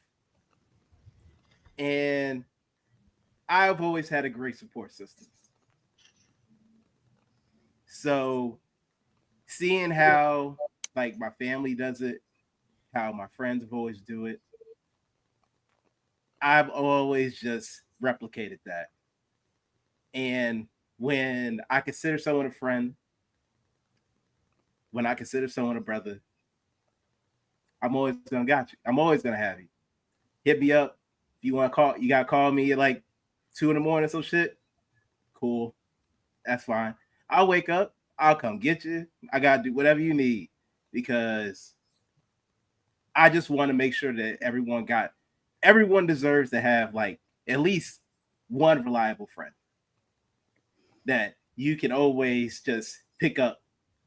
You need to talk about something. You need to make something important happen. Just someone to be there for you, man. And I've always had people there for me in one way or another. And I just always wanted to return the favor to people. My man, Scotland. Scotland is my best fucking friend. 100%. That is my guy. My man, Nicholas. He be out here doing amazing things. And I know we do an amazing job on here of the joke is I get bullied all the time. And I really think it's hilarious, because it is just how hard that Nick go at me. But as hard as Nick go hard, like as it goes, he is even 1,000 times more percent a great person, a great friend. If I ever need something important to talk to, I'm just got to talk to my man Nick. My man has been through a lot, and the perseverance, the strength, and even when you're not okay, you know it's okay not to be okay, and you always take the time and space for yourself, like to get right. And I've always admired that. I admire your talents, how amazing you are with words. My man comes up with poems that like instantly, man, just from just seeing some shit and be down. And it'd be like some of the most beautiful shit that you hear. I'm so happy and proud seeing my man do and everything that he has done in this space in his life since I've known him. I talked about the former friend earlier. If it was not for him, I never would have met Nick. So people in your life for different reasons. He was he sucked at being a friend, but me and him being friends and helped me and Nick become friends. And we have this like brotherhood and everything. I have this brotherhood with everybody else on this pod. Chaz, DMac, Lo. I'm the oldest, so I always feel like y'all my little brothers and shit. You are? I am older than you, yes. Yes. Hey, you have no idea. Yo, dog, you have no idea that nigga's how happy I was when I saw that you was 37. I was like, oh, my nigga is, at least we in the same birth year. We good. Big facts. We good. We good. Man, shout out to your wife, Scotland. Also a wonderful co-conspirator, a great co-conspirator. But yeah, man, me and DMac, I remember going to this concert with him. and we just had a great time, man. I remember when that was Big Crit. It was Big Crit, yeah. We saw Big Crit at the Nova. Like the night before DMac moved to Atlanta, we went to this Mexican restaurant. We were just bullshitting there. Just talking Fully produced. Go. Fully produced. A.O. Baker, couple verses. Action Figure, couple verses. Julio, couple verses. We can make it happen. It'll be beautiful. But yeah, can I say something real quick? I will never forget. I believe I can't remember what. I know it was during a playoff game, and I remember I hopped on IG and I saw you and DMac were at a bar, and I got so pissed off. I was like, "So none of these niggas want to invite me out." Keep in mind, both of them know I don't watch football. I know when it was that. I know what night it was. I know exactly what night it was. It was. I was like, these niggas. It was the drunkest night of my life. Yeah, these niggas at the bar kikiing it up, giggling and shit. And I gotta watch from. I'm like, so am I kicked out of the podcast? What's up with this? So you became that Squidward meme when they playing outside? Bro. I did, man. It was nasty, man. I'm trying to remember the night. Who was at the Mexican? It was the night before you left. It was. Didn't they have like karaoke or some shit? Yeah, they had karaoke, and then we went to Kelly's for a little bit.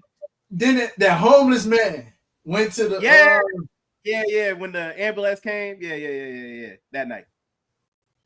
I remember that night. That night was lit. Indeed. Chaz, I remember when Nick asked us did like the bring Chaz on, and easy decision.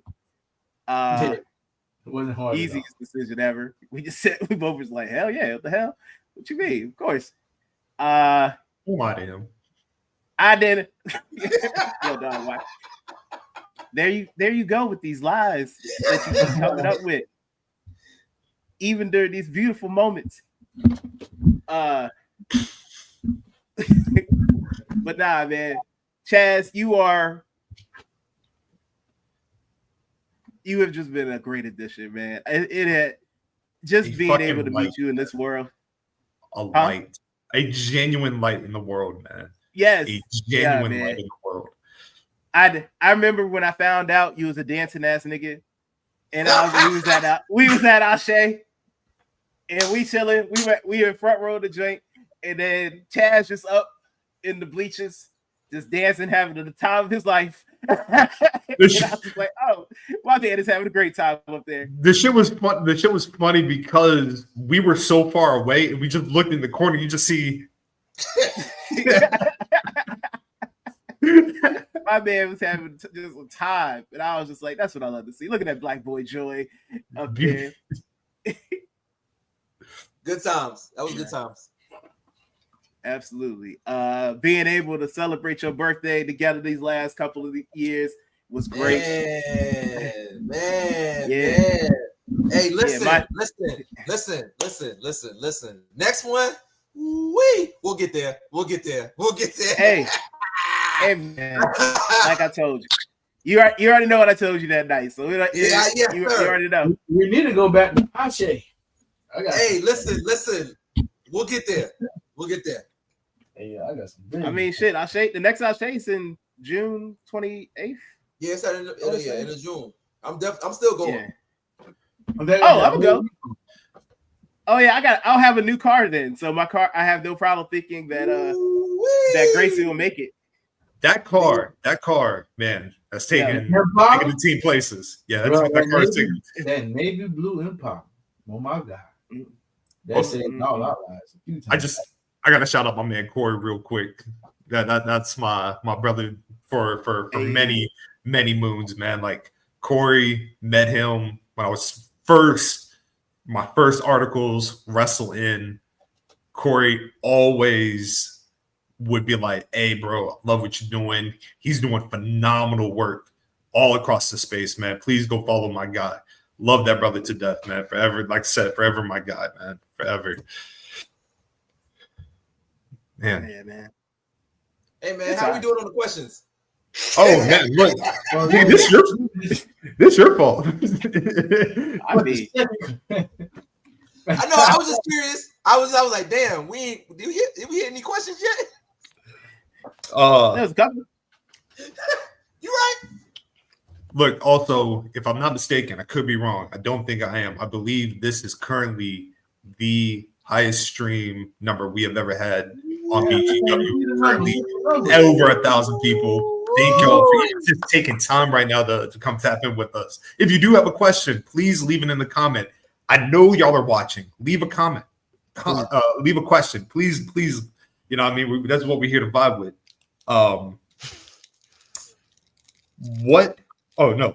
Do you have any favorite or funniest moments in BGW history you wanted to share? No. I got one on top of my head.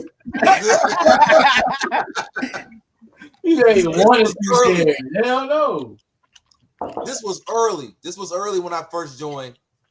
I forgot what the fuck we was talking about, but we was at Scott's crib. Shout out to Scott's crib. You know what I mean? Legendary nights. Shout out to Zach, our dog. Listen, our dog. I'm gonna let on Zach a little later. I just want to make sure we got him in there. The Hall of Famer, yeah, absolutely. Shout out to Zach. Absolutely. Anyway, we was talking about something. Anyway, Scott had mentioned the name. Oh, we was talking about like mixed wrestlers or wrestlers we didn't know was black, white, whatever the case may be. And Scott had mentioned the name, and I randomly blurted out, "That nigga white too?"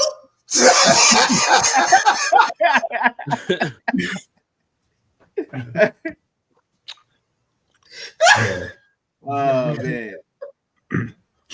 I think one of the funniest moments is actually one of the most recent when we were in North Carolina for Mania and we were all together And it's like there's this pivotal moment during the night where I think everybody got real high.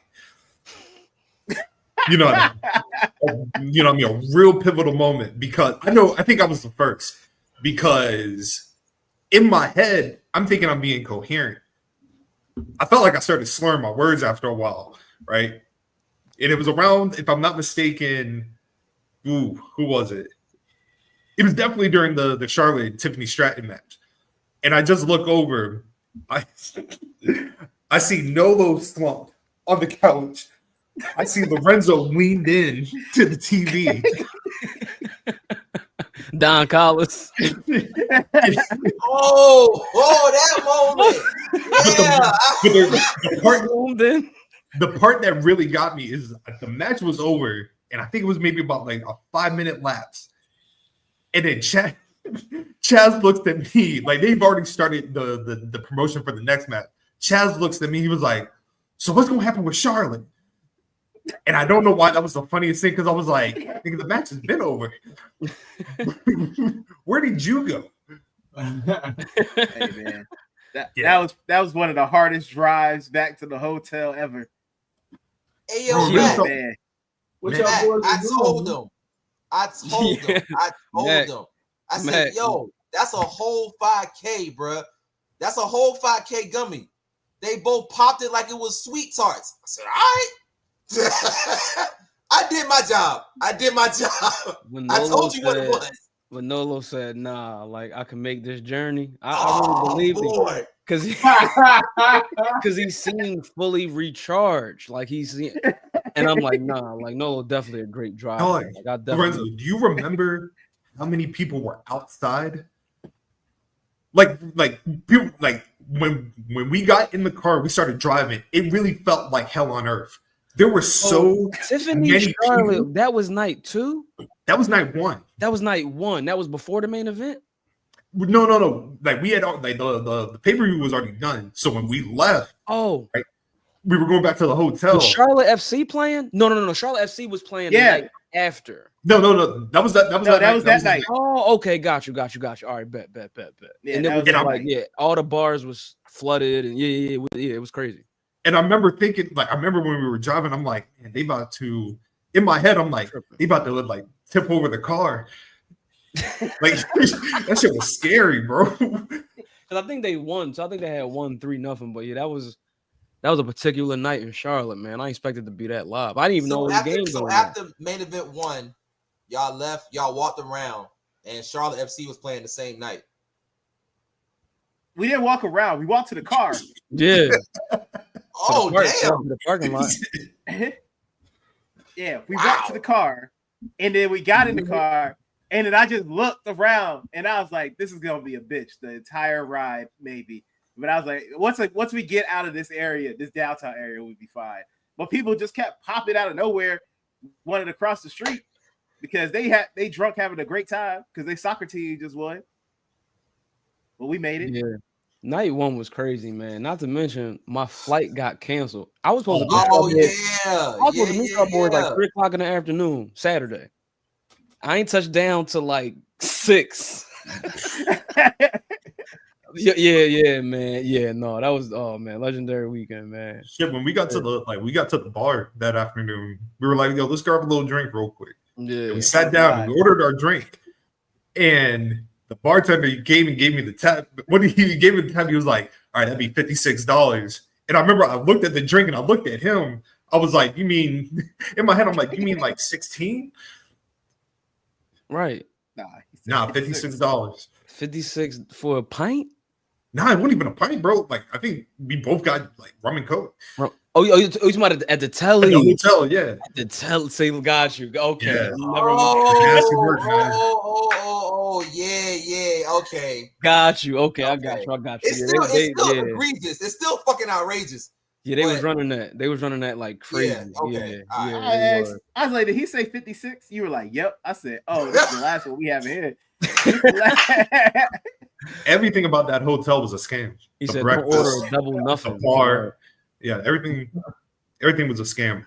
I feel confident in saying this, though, that when it comes to the funniest moments in BGW history, DMac probably has the top 10 on lock just by himself.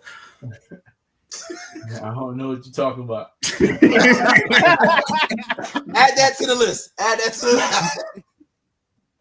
Oh, nah, D-Mac got some classics. Bro, I'm running shit through my head right now, bro. It's certain shit I want to say, but I can't even say. I can't even say, bro. But it was so much shit, bro. Oh my God. I'm gonna say one that I probably shouldn't have. I remember it was just one. It was a situation, bro, when I was arguing with this female, and she was like, her priority was just fucked up, bro. And she was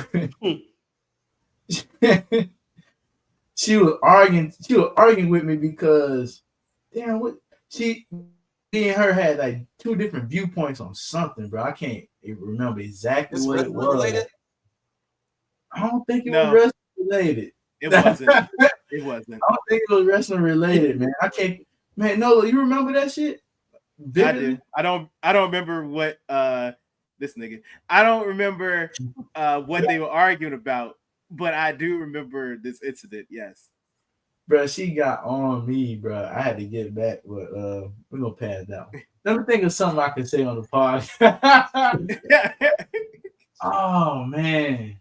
Oh damn. There was a period on the podcast that Nolo would have to edit at least every week. Every week. That's probably funny. All right, I'm gonna say that. Bro, I was doing so much hot shit on this podcast. Yeah. We couldn't even run it. That's how I didn't like. I was just being like, I was just saying the most reckless shit. I was doing the most reckless shit, and y'all boys are still there for me, man. Y'all boys are still there for me, man. So you were the Shawn Michaels of the group, okay? Pretty much. Yeah. You were Sean. You were Sean and Marty. Man, I remember it was a Dominican girl over there at the house one time. I don't remember how she got there. Yeah, I don't know how she got there either, bro. And we had that Don Julio, the white bottle. You remember that? The clear Don Julio? Oh, I remember. Okay, I understand. Man. We're gonna talk about that. We didn't air that. We didn't air that episode. That was a lost episode. That was a lost episode. Yeah. Bro, that was a fire episode though. That was a fire. That was fire episode. Do you still does anybody still have follow? Do you still have the follow for that episode? I might. It's probably on my old laptop. I had to look. Man. Because I think it's like 80 something. Yeah. No. No. It would have been. Carl was still there. Yeah, Carl was still there. So it had to be like 40 something. I need to hear that. All right.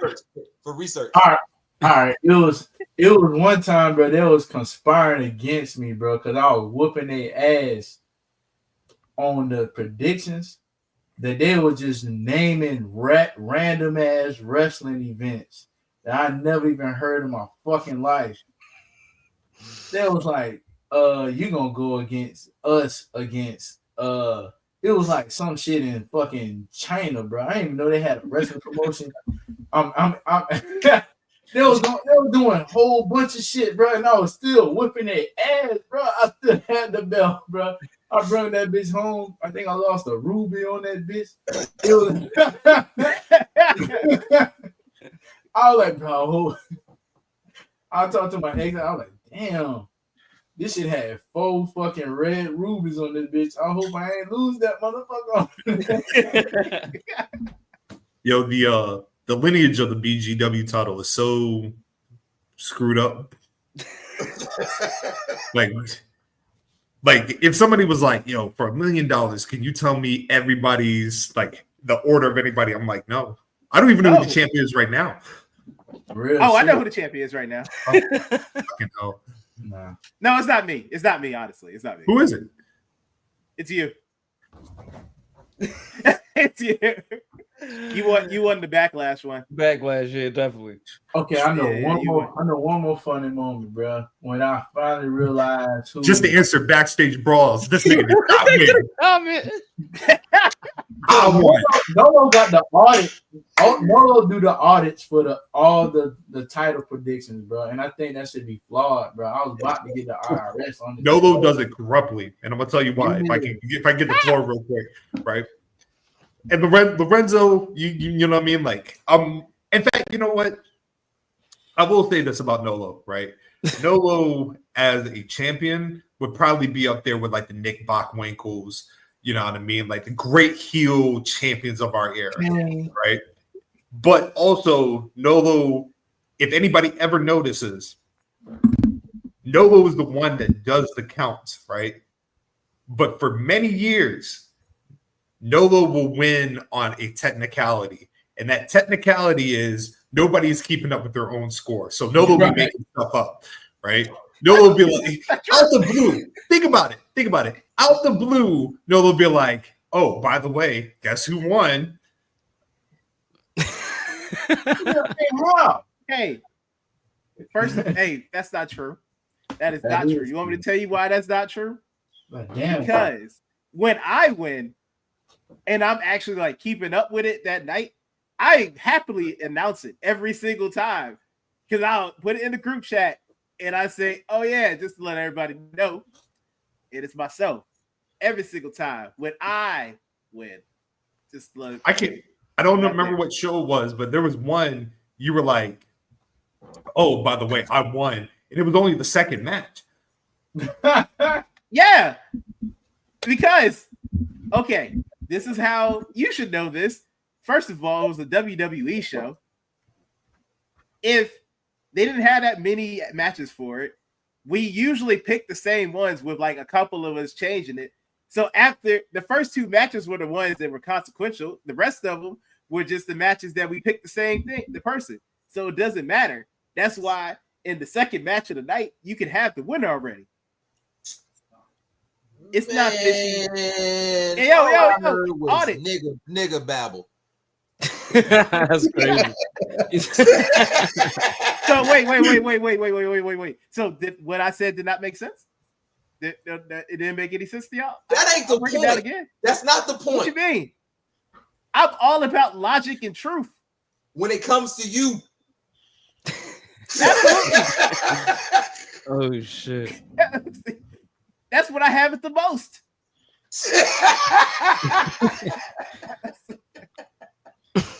Yeah, you got it, man. You got it, brother. I'm the peanut gallery. I'm sorry. My bad.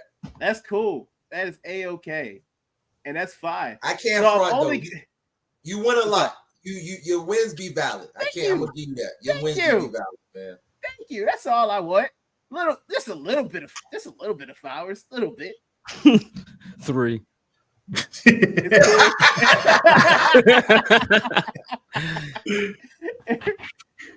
So I'm only gonna bring it back up because it's another chance for someone here to dunk on me because it's their favorite thing to do.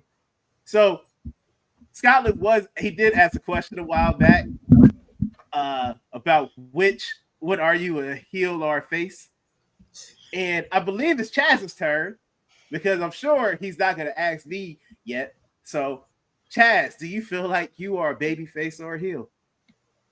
I'm definitely a baby face. 100%. Yeah. 100%. That's not even debatable. Listen, I love violence. I love negativity. I love corruption. I love storyline. I love all that shit. Get me going, but yeah, I'm definitely the Jey Uso of this group. And I'm proud of it. You know what I mean? I wear it with a badge of honor.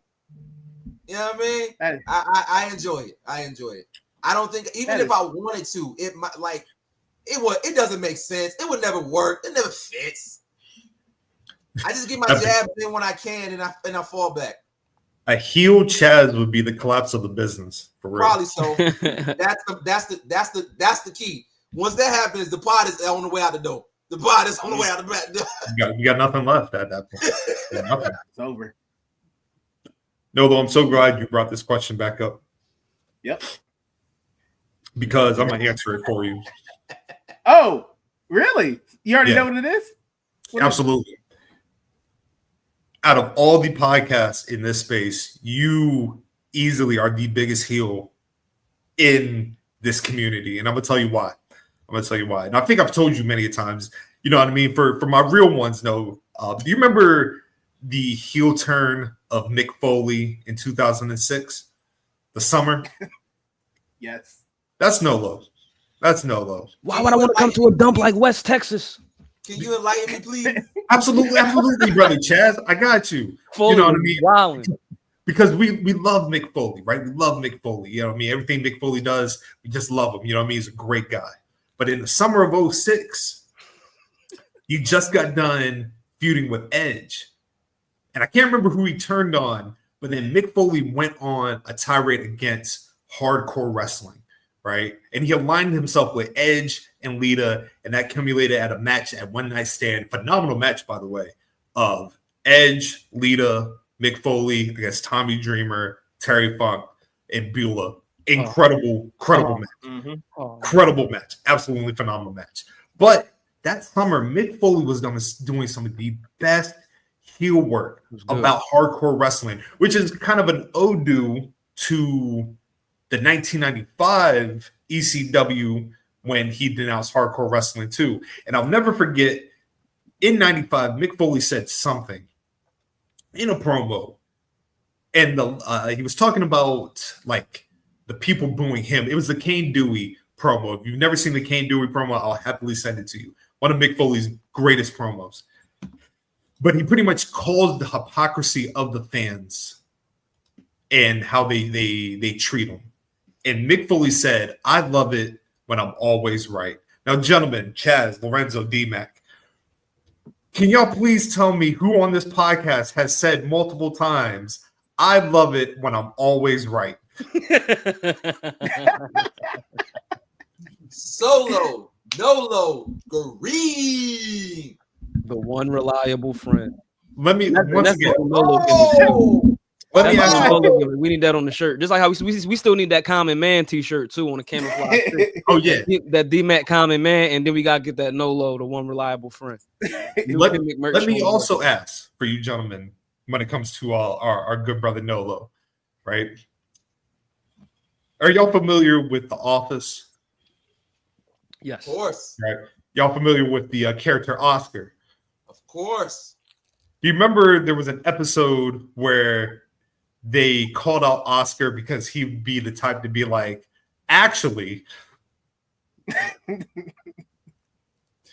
will you gentlemen also tell me who on this podcast is quick to interject with facts for the viewing audience? Nolo, Green. Is that nigga? Oh, is it? Hey, man. Just because 3 things that you just said about me may or may not be true doesn't mean that I'm a heel. Sure. So this may not help my argument because of how we feel about the gentleman, but I see myself as good old Rey Mysterio babyface. That's how I feel. I don't know why when you started, I thought you were going to say good old JR. Oh, wow. I was about to be like, JR. I was like, why JR? Yeah. Nah. I see myself as Ray, though. Because Ray, for a very long time, be out here getting bullied. And I get bullied every episode, at least since we've been visual. There was a time that DMac used to be the one that got fired all the time. But nope, now it's me.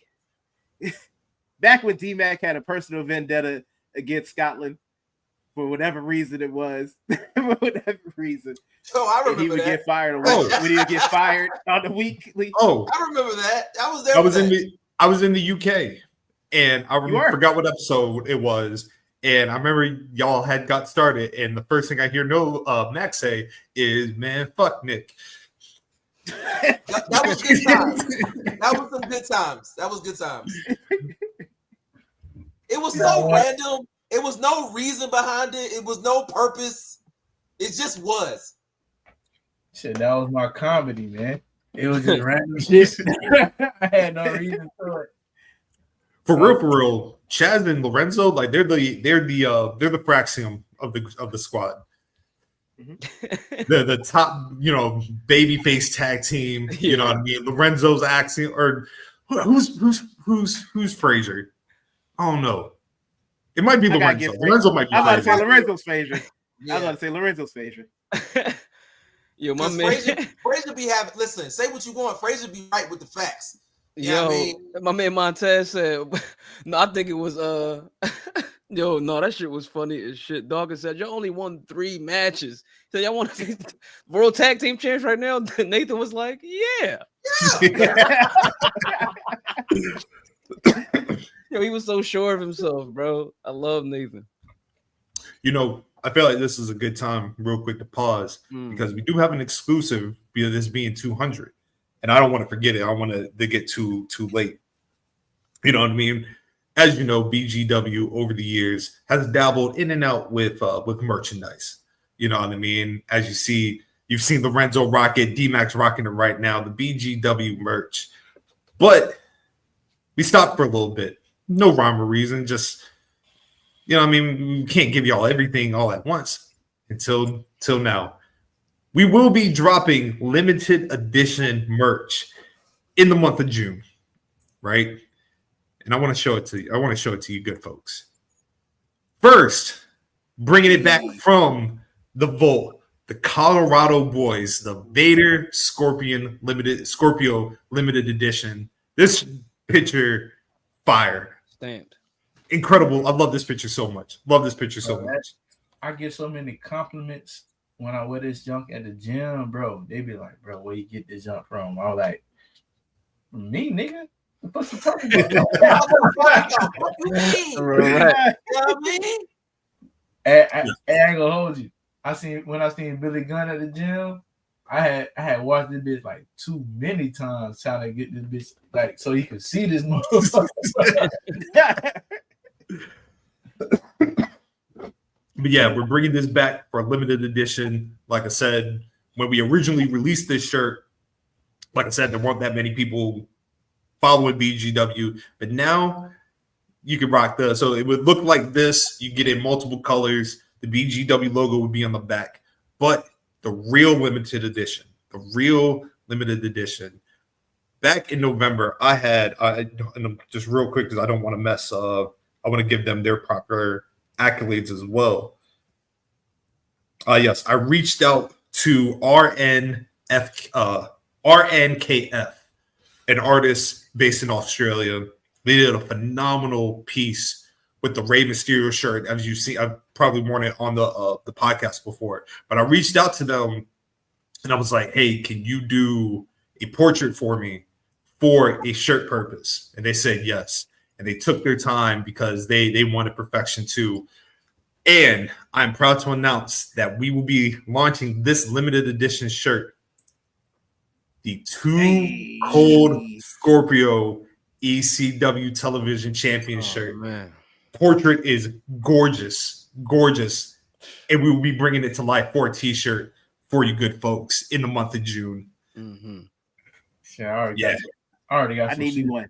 That too, right? Yes, sir. I want to show you all the sneaks I got, man. Can I show it? Yeah, of course. Yeah, what you think you gonna match that with, Matt? Because I might keep it simple.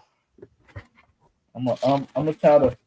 I don't know if it can really match it or whatever, but let me bring you back, bring everybody back up real quick. Yeah, that definitely work with them. Oh, that'd be clutch. Nah, that worked. Yeah, that works. I'm just trying to think of these are Supreme Air Max 1s right here. Yeah. No, that go for sure. Yeah, I ain't never worn them yet, so yeah, I think it might fuck with it. Or the Concords. And when I tell you, like when I say these shirts are going to be limited edition, meaning we will put a pre-order out. Mm-hmm. Pre-order will probably be 72 hours. After that 72 hours, these shirts will never be sold again. This is our way of giving, you know what I mean, giving back.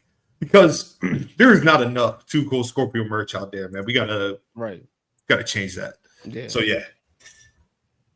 Colorado boys, the Too Cool Scorpio is gonna be top notch. Absolutely, man. Better get in where you fit in. You know what I mean? Yes, sir. Either we gonna do this with you or against you. You know what I mean? It's not looking good for Jacob right now, man. You got a young nigga from DC ready to squabble up. Hey, niggas from DC been giving other niggas hell lately, bro. That nigga Lamont Roach and Tank. What's the nigga name? COVID? What's his name? That's going against Jacob right now. Oh yeah, Canoe Carver. Carver. Yeah, and you talking big cash money, big shit. I applaud it actually. Yeah, and I know what I said earlier. Like, it's unprovoked. So I was like, it was, to me, it was like, damn, it's kind of corny, but still though, I still respect it because like you going against, it's almost on some. Y'all think he like that? No, I'm about to show y'all. Like, you know what I'm saying? That's how I took it. So I still respect that. That's exactly how that's exactly how it comes across. Oh, man. Because I think, damn it.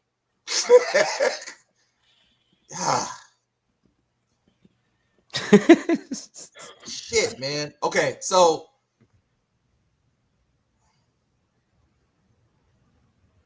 there's an underlying idea that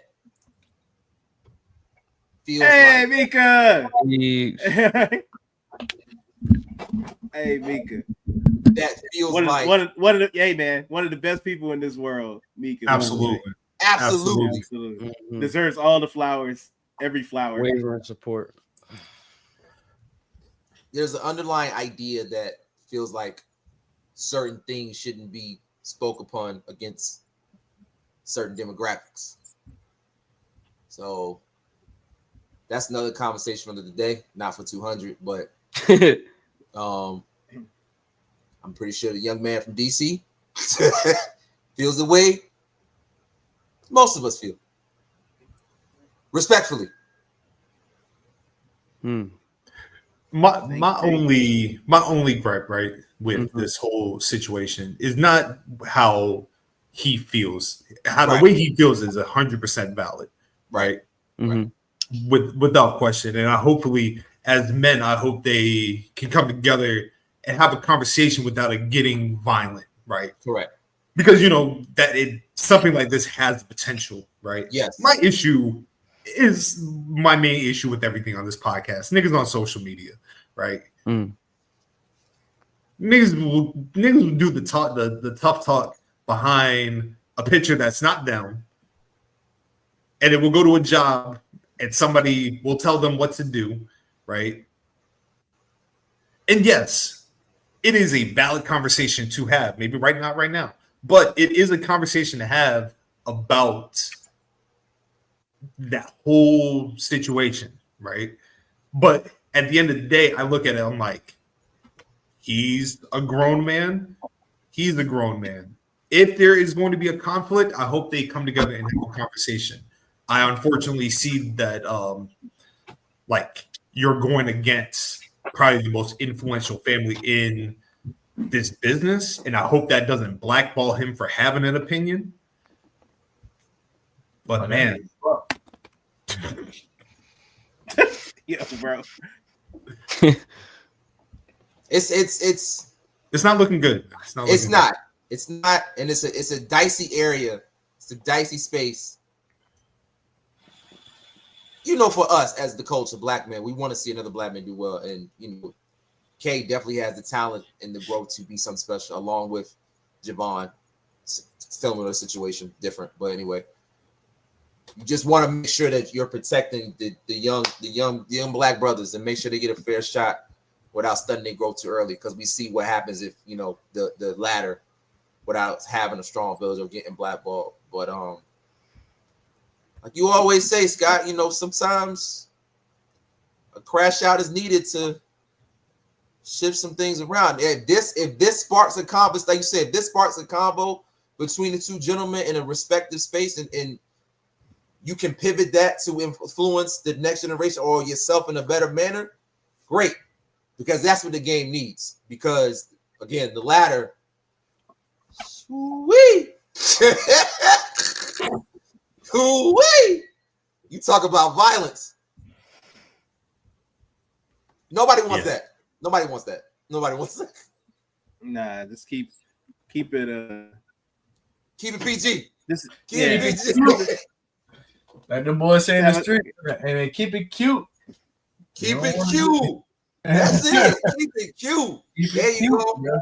Keep it cute. That's another combo. Jacob Batu and a nigga from DC. That's all you need to know. There you go. Before we well, I have one last question, but I want to open the floor. Do y'all have any questions that y'all want to, that maybe want to, like, do you want to know why Nolo's a heel? This is the perfect time to ask these type of questions. And I'm talking about the brothers of the pod. You know what I mean? If you want to do a deep dive on why Nolo's a heel, or if you have another question, this is the perfect time to do it. Shit, I already know. Actually, nah, because you know what? I should wait. No, I'm not gonna wait. I'm gonna say it, and then I wanted to lead somewhere.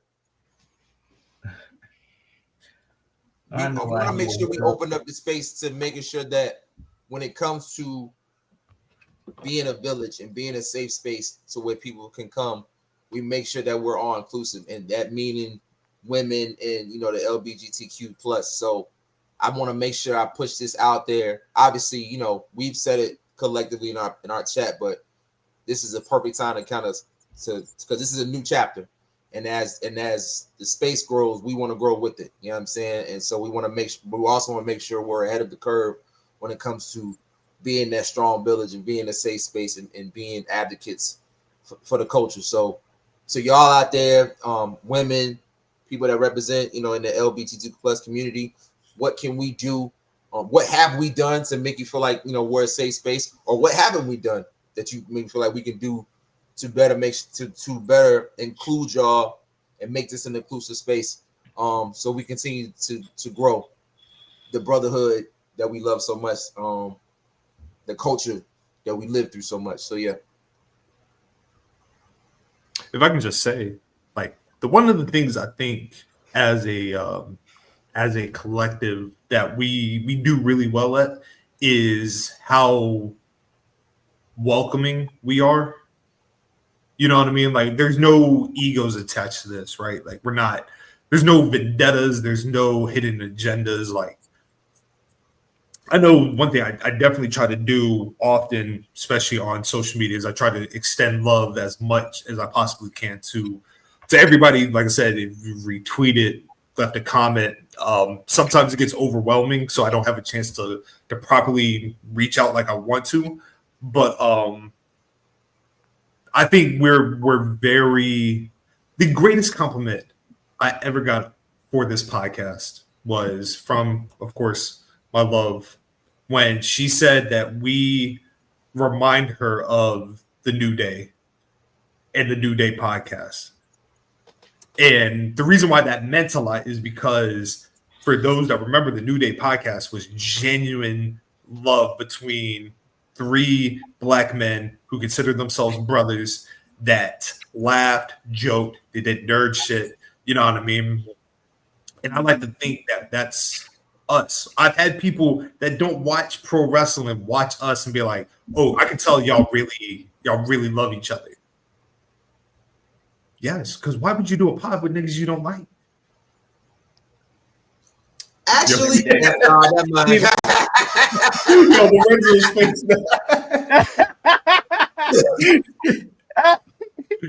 hey, that's not us. That's not us. It's a great compliment, though. I remember when the New Day pod first dropped, it was like, dog, like this is it. And there was even a lot being like talked about in the space. You know what I mean? Like, oh yeah, this is what I mean by the unwavering support, Bob Mika. You know what I mean? This is definitely, I think, one of our greatest supporters right now. Just thank you so much, sis, for your unwavering support at all times. You know what I mean? Absolutely. Love you always. Definitely love the sis too, man. Yeah. And just like, and I'm gonna circle back to something too about 40, about the week of 40. But yeah, when the New Day pod dropped and everybody there was a lot of talk going on about like, you know, Endeavor and anyway. Let me just circle back to 40, man. But again, you definitely want to do a pod with people that you love. Wilding Mania, Philadelphia. Oh, it was a great time. Wonderful. Listen, time. The first person that came up to me that night was Nolo. Like right after that, like Phil and Reg had made their way to the front. I was in the front at Wilding Mania. I mean, I needed that preferential treatment that night. However, I mean, you know, anybody could go wherever they wanted to, but I made sure I had my little corner. You know what I mean? Yeah. You know what I mean? Me and a couple other guys from down north side was over there, lovers of the business. You know what I mean? But we was in there chilling, and I remember at a point, I think this was like right after like Samantha played Razor Ramon's theme, and sang to it, and yeah, I think it was like right around that time, and I at the time I was very like blasted, like I was going at that point because I had literally just came from the Cheap Heat live podcast with Peter Rosenberg, and then, you know, they had LA Knight and Rhea Ripley and Dime over there, real good time, West Side Gun. But sooner or later I was like, it's probably time to get over to Wilding Mania. But about an hour in, I just remember like seeing like, you know, just the happiest guy like come towards me, and I'm like, I know this not Nolo, man. And at a point, I'm like, nah, that's not him. I'm like, nah, it's not him. Because I was in contact with y'all, you know what I mean? I knew y'all was in the building at some point, but then I was like, nah, that's him. You know what I mean? And just everything about like, you know, linking with y'all that night, man. And then like the subsequent days at you know, for the culture and, you know, linking up on Monday, you know, before Raw and all of that. And yeah, man, that just did a lot for me. I mean, just that week in general, I just was like, yeah, I definitely need to, you know, and that was at a point in which I didn't know I would be at this moment right here meeting y'all. You know what I mean? That night. But that's when I was like, no, like we really got to keep like a certain rapport going. You know what I mean? This is more than, I mean, yeah, it's about this stuff and it's about the culture and all of that, but like, you know, we brothers both inside and outside of the shit. You know what I mean? Yeah, it was just real good memories, man. That I'm definitely holding on to, and that's kind of propelling me to, you know, this moment right here. So yeah. Sure. I remember the first time when me and Nolo went to Dallas, and we were you know what I mean, like just walking about, and like when we were at Wale Mania, top tier Wale Mania, by the way. Amazing time. Great time. But like when like, and then, you know, obviously at the time we weren't visual, so like nobody really knew our face like that. But like when we would tell people like, oh, yo, we'd be like, we're BGW, be like, yo, y'all doing y'all thing, man, y'all killing it, right? Me and Nolo always joke like, yo, we still get surprised that people rock with us. You know what I mean? After all this time. And then fast forward to the one in Philly, when instead of like telling people who we were and we would go to, people would be like, yo, we know who y'all are. Y'all good. You know what I mean? And I don't know, man, that shit was just dope to me. It's just dope that like I said, like I feel like we've done, just by being ourselves, we put ourselves in a position to just like be cool with everybody. You know what I mean? Like I said, we have no issue in this entire podcast. We have had one issue with one podcast. That is it. This one. That is it. And even then, when that moment happened, the love we got it meant the world, because people just know we do our thing, we keep it moving, we keep it rocking. I think it's something to be said about trying to generate a certain movement and a certain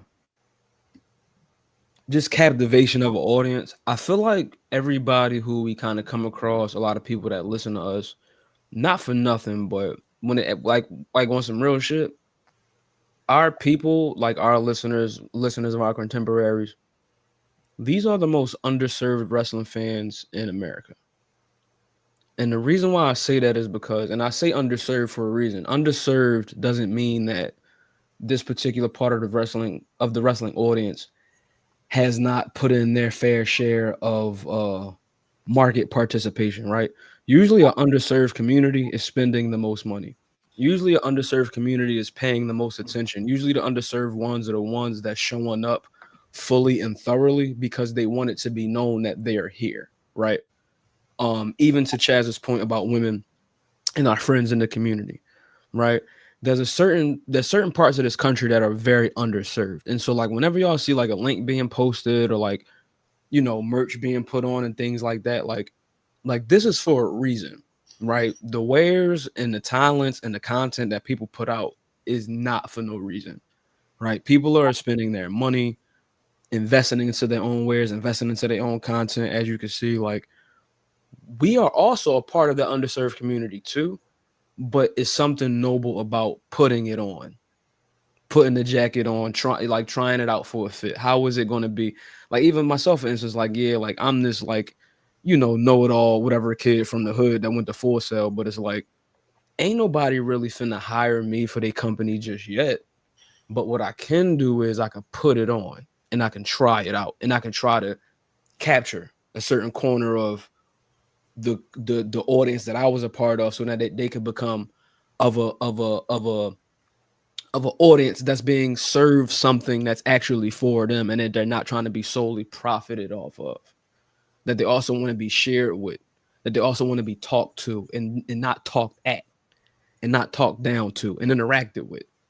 So this is about serving and talking to and communicating with and emoting with the most underserved parts of the wrestling community. You know what I mean? Like, so that's what it's about. I mean, everybody has their brand, everybody has their thing. And there's certain brands in the space that we don't favor, right? Like, let's be honest about that. I think we can all be honest about that. But for the things you see do posted, for the support that you see do given, it's about trying to put it out there for the most underserved parts of the community and of this industry's audience. Gentlemen, it's flower giving time to the good brother Lorenzo. Oh, yeah. We were going to circle back for your tears too, nigga. Yeah. What is this? What's this? What is this? Bro, the common thing I've heard of doing this thing for the past 5 years is about this brilliant brother from Philadelphia that gives and gives, protects and gives more. And when he doesn't have nothing left in him, he still gives even more to the people around him, the city, not just people in a social media setting, to give to a whole city, right? And I've seen it for the past 5 years, how people react to you. And the first thing I always see, the first thing I always hear is how amazing of a person you are and how good of a heart you have. And like I said, you know what I mean? We've seen it firsthand, you know what I mean? Like, we love you dearly from the bottom of our hearts. But same thing to you, because you are somebody who is a pillar to not only pro wrestling, to not only the podcast space, but like I said, to a whole city. And that whole city extends to a whole state, which extends to a whole country, which in the grander scheme extends to a whole entire world. You know what I mean? I've seen you influence so many people. I've seen you influence, like I said, political activists. I've seen you I've seen you lift up wrestlers, musicians. Like I said, people that but probably only got $5 in their pocket, to people that, you know what I mean, are just looking to connect on something. And I don't see anybody do it better than you, because you come from a place of genuine love and you come from a place of genuine just realness. And I think that's something that is, I'm not going to say it's missing in this community, but if I was to do a list and I was to do a top 5, you would probably fit all 5 in a heartbeat. So you are an important person to me, to Nolo, Chaz, Mac, to your family, friends. You know what I mean? I see how you give to the community. I see how you uplift people. You know what I mean? Like, there's been connections you have made, and by that extension, they've shown us love. You know what I mean? The Locker Room Lead is not, to me, when I genuinely tell you, I think the Locker Room Lead is the most important show on this platform, in this space, in this community. I genuinely mean that, because you come from genuine realness, and people see that and people love that. So you, my brother, are so important beyond just, like I said, just whatever this great thing that we got going on. You are an important person from city to state to world. You are everything, bro. And never forget that, please. Never forget that. I really appreciate that, Scott, and I received that openly and thoroughly. And pause. Nah, but I really love, I love y'all four brothers, man. And this is a space in which you kind of, it is what it is, man. Like, you figure it out. I jumped on Twitter like the night after my senior prom, like literally like the night after that, and my first profile picture was like me dancing to like a Marvin Gaye song, right? And you trying to figure out like, what is this? Like, what is Twitter? I'm seeing Rihanna reply to people. I'm seeing John Mayer reply to people. And I'm like, what the fuck is this world? What is happening, right? And yeah, again, man, like, pro wrestling is this thing that I fell in love with as a kid. You know what I mean? Just from, just being like kind of like the odd one out of all like my friends and neighbors, and you know what I mean? And you just, and I just think, for me, like, just moving in these spaces and just social media, there's a lot of moments, it's a lot of things, it's a lot of conversations. I always haven't been, maybe, it's like I said, it's been a lot. You know what I mean? Like, this is a space in which, like I think sometimes I've definitely been sabotaged in, you know what I mean? In the space that I've sometimes jumped off the handle in, with certain people. And again, man, it is what it is. But I think that, like, even like receiving that and hearing that, like, I know that, is always silver lining, and it's always a future. And I think that right now is a moment in which that I'm trying to like see, like, this is like episode 200 is like the first day of the rest of my creative life in this space. I hope that I definitely can claim peace and love to everybody, and I'm at peace with a lot of things, you know what I mean? And as far as the work that I do and things like that, it's just you just find yourself in a space in which, like, folks need things to depend on, and you find yourself being told that you have certain things or skills or whatever the case is that certain folks might, have a void with, and that, like, you might want to step in and provide that. And I've just tried my best, you know what I mean? And I'm not necessarily, the person that's going to change the world or whatever the case is, but I've just always tried to, like, blend everything, right? Blend my love of community, city, people to, the work and the creative endeavors that they do. And at a certain point, everything just connects, you know what I mean? But when it comes to the Locker Room Lead, just wanting to platform certain folks' stories. And again, underserved folks. I think there's folks that's underserved, who I think that I've had the opportunity to speak to,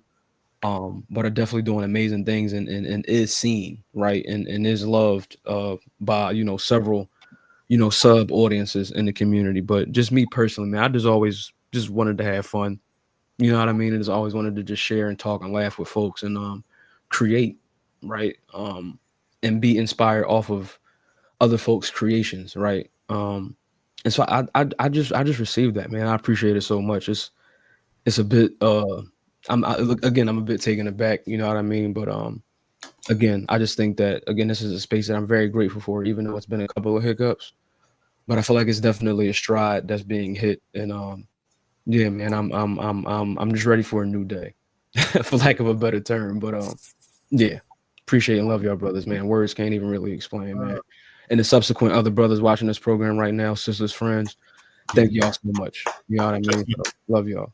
Just please know always that me, Mac, and Chaz always got your back.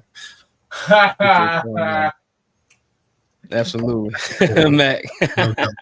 No doubt. I love you, Lorenzo. Man. Love you too, Nolo. Love y'all, man. Yeah. I got one last question for y'all, and then we'll slide up out of here. You know what I mean? This has been a phenomenal episode. Yeah, man. It has been a minute. Delford. Love. Yes. Good to see you. We've hit 200, gentlemen. We've hit 200. So what is next for BGW? I know for me, retirement is definitely that's the step. You know what I mean? I've done everything I could do. You know what I mean? I'm like John Cena. You know what I mean? Oh man, salute, man. Fucking salute. Man, shout out. Congratulations, man.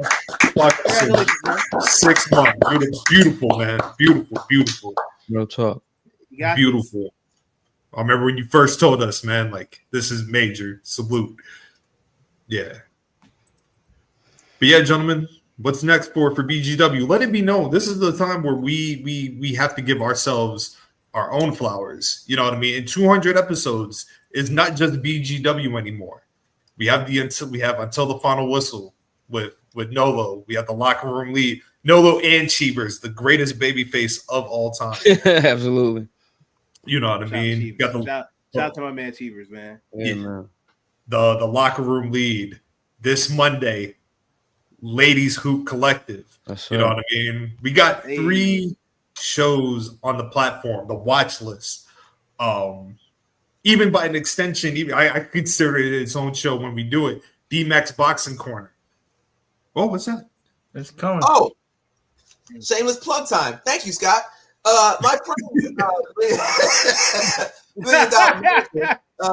made this for me for my birthday. So I want to give a shout out to them. They also made me this beautiful shirt. Oh, that's fine. Yes, that's $1 Million Mannequin, M$M, Black owned, Black run, Black dollars. Thank you. Back to your regularly scheduled programming. I need that. Yeah. Get that plug in. That's what I'm talking about. But yeah, like I said, locker room lead, until the final whistle, Ladies Hoop Collective, D-Mac Boxing Corner, the watch list, the volumes. You know what I mean? We have a network here on BGW House Productions. When I tell you, when I say the brand is healthy, that is a manifestation of all the work that we've been doing. But like I said, the train just doesn't stop at 200. Now we're on the next pathway. But what does that look like for you gentlemen? You know what I mean? What does BGW post 200 look like? Just like you said, man, we're gonna do the I'm just looking for talent right now. Maybe I should do like one of those solo pods. I'm just trying to figure that out. But you know, boxing is ramping up right now. Brilliant. Yeah. You have a brilliant boxing mind, man. I feel like the world needs to hear more of that. Right, yes. Man. So, and then shit, just personally, bro, just moving to the new crib. Once that happens, shit, the sky's the limit. You know what I mean? I could settle down and do more shit, but yeah, I just see a lot of greatness coming out of the BGW umbrella, if you will. I mean, not for nothing with the way boxing ramping up, Mac. If you know what I mean, I don't know how you feel, but like I listen to certain guys. I want to make Mac my only boxing content at this point. So if we can get Mac on D-Mac's Boxing Corner solo streams, you know what I mean? Like with this rematch coming up, you dig what I'm saying? Like with Boots coming up, it's a lot going on. So I would love to have my man on that solo. You know I mean? Once you get into the new crib, I don't know how you feel, Mac, but talk to me. Talk to us. We just need 20 minutes. 20 minutes of D-Mac Boxing Corner. Yeah. I'll produce the whole show for you. You ain't got to do nothing. Here we go. Let's show up. It's done. You already know you got the intro video. Saying, you know what I mean? It's done. Yeah. It's done. What was Mika talking about? She said need one more You show. might need one more show. That's the one. Unless she's talking about a girl's joint. Okay. That's another conversation. Oh, okay. Dun, I'm dun, trying to see. Oh, actually, we got 200 more. What? You know, there's somebody that there is somebody currently watching that I've been actively telling them to have their own show. You know what I mean? There's a person I talk to every single day and every single hour, and every single second. And I know she's watching. I know she's watching this and she's going like, "Oh, it can't be Zach."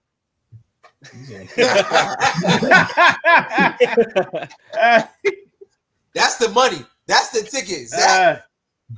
This is a straight Zach show in there. Oh, Zach, man. Zach gonna hate on everything. You know, I told Zach that he was a Hall of Famer. My man didn't care. He saw the title, he sniffed it, and then he went about his business because that's what a real nigga does. Sniff the title. He does it for the love of the game. I didn't call her. She knows. She knows. She knows who she is. She does know. I know for me, BGW, like I said, you know, I mean, the good brothers here know how much I love the behind the scenes. I like doing the things outside of the podcast and trying to figure out different things to what we can do to elevate and everything like that. That's why we're getting back with the merch. Like I said, the next goal for BGW genuinely is doing media at wrestling shows. You know what I mean? That is the biggest goal now going forward. I'm making a declaration. I'm putting pressure on all y'all. BGW will be doing media at WrestleMania in New Orleans. I'm putting pressure on everybody. Absolutely. Yeah. Absolutely. That means Nolo, Chaz, Matt, Lorenzo, me. BGW will have a viable presence at WrestleMania. That is my declaration. I want to do side talks at SummerSlam. I might want, you know what I mean, just do some side talks, get some crazy fans, edit that shit together. We're going to see what happened at SummerSlam, have a good time with it, edit some footage, get some footage in the arena. We're going to see maybe some other shit going on. Hills Have Eyes. Ashe. We going to see. Ashe's in. It's a lot that we want to do, but it's I want to get some practice in this summer for sure before. Should I add the 150 stipulation? What's the one? Oh, should I do the 150 stipulation? I mean, dude, we got to. Oh man. Ooh. Apply pressure. It did apply pressure. It did. I'm not going to say that. I'm not going to do that one. But this is a whole different ball. This is a whole different. Yeah, that's a whole different. Yeah. That was just more us trying to be consistent. Right. I got you. How about this?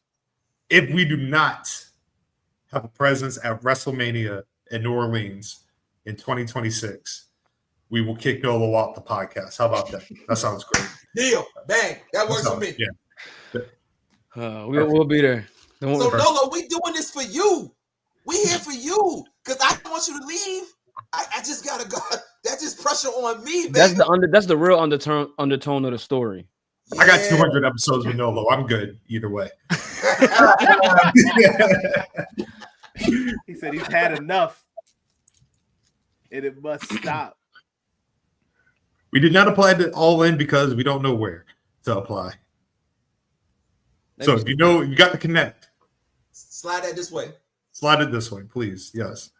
But yeah, no, that's my big thing for BGW is, like I said, more the increase the visibility because, like I said, I genuinely see each of us becoming very prolific journalists, prolific writers, videography, content, just in this space. So yeah, that's my vision. Yeah. Oh, thank you. Bang. Gracias. Say no more. Straight like that.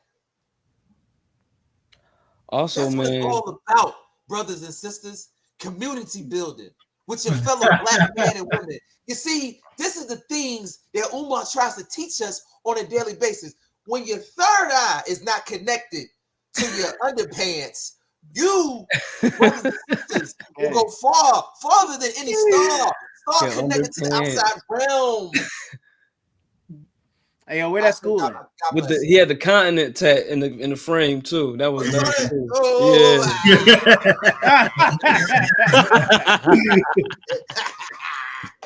You dig what I'm saying? No, what's up with September, man? What we doing for Death Before Dishonor week? Oh, look, me. I haven't told the wife yet, but we're gonna be in Philly. Like that's like a residency in Philadelphia. We got to pull up to that. Philadelphia Knights, man. Like ideal, like the real ones though. Like you don't know? No, you don't know. What do I not know? What's up about AEW having a residency in Philly? I did not. Yes, so I think they're doing 6 shows. The one I know we're trying to make is the Friday, if I'm not mistaken, is Death Before Dishonor, Ring of Honor, and then Collision. It's 2 Dynamites and 2 Collisions. Yeah, I think. Plus the pay-per-view. Let's keep that in the loop because I already started right now. Like the PLE's coming up. It'd be nice if we could, sometime this year make one or make a show together outside of Ashe. Do y'all not see this? Do you see divine timing of everything right now? We got work. We got work to do, boys. We got work to do. It's time. We got work to do. Hey, like I said, Mika deserves every flower, every bouquet. Unwavering support. We gotta get on that, man. Yeah. What else? Anything else we got? We got, fellas. We want to thank anybody.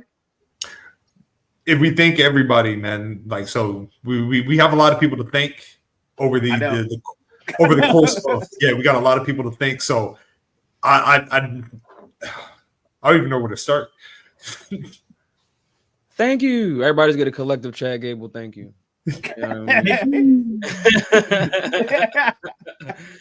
Sheesh, man, but everybody, man, real shit. I want to thank God. You know what I mean? Want to definitely thank God for, you know what I'm saying, keeping us connected, keeping us rooted. I want to thank all of our mothers for having us. You know what I'm saying? That's the greatest gift right now. You know what I mean? Shout out to Mama. I was on the pod once. I think my mama was on the pod one time, man. Yes, she was. Yes, she was. She was like at the end of it. Yeah. She ended up calling me randomly one time. Yeah. I feel like if we said thank you to everybody, we'd be here for a while. So we could do that separately.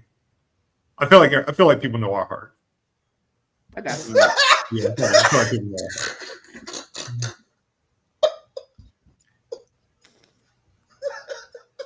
Oh man, Chaz is dead. That was such a church PR answer. I've been studying. Yo, that was pretty good. I like it. Thank you. But serious, in all seriousness, thank you to everybody that has taken the time in the last 5 years to listen, repost, share, every comment, every like, anytime you've disagreed with us, anytime you have agreed with us. Thank you to all the people we have met on this journey, all the people that are no longer in our journey, but were very important in that growth. Thank you to every platform. Thank you to everything that brought us here right in this very moment. Like I said, I would not want to do this podcast with anybody else. Genuinely, if it was not for this podcast, I would probably not be watching wrestling as much as I do. I look forward to every opportunity I can talk wrestling with y'all and talk about life and brotherhood. And like I said, I know we're a wrestling podcast, but like I said, to me, this shit goes way deeper than that. You know what I mean? Like, just thank y'all. Thank y'all for being on this journey with me. Thank you for every laugh, every argument, every tear, every hug, dap up. I appreciate you guys literally until the the end of time. I love y'all dearly. I love our fan base. I love, like I said, we don't do guests on this podcast. It's always we do co-hosts. And so one day I will show y'all how much I appreciate y'all. I don't know when, I don't know how, but I will do something for y'all that will let y'all know a fraction of how much I appreciate y'all. So thank you for rocking with me in this journey for 200 episodes. Mm-hmm. If I could say a word.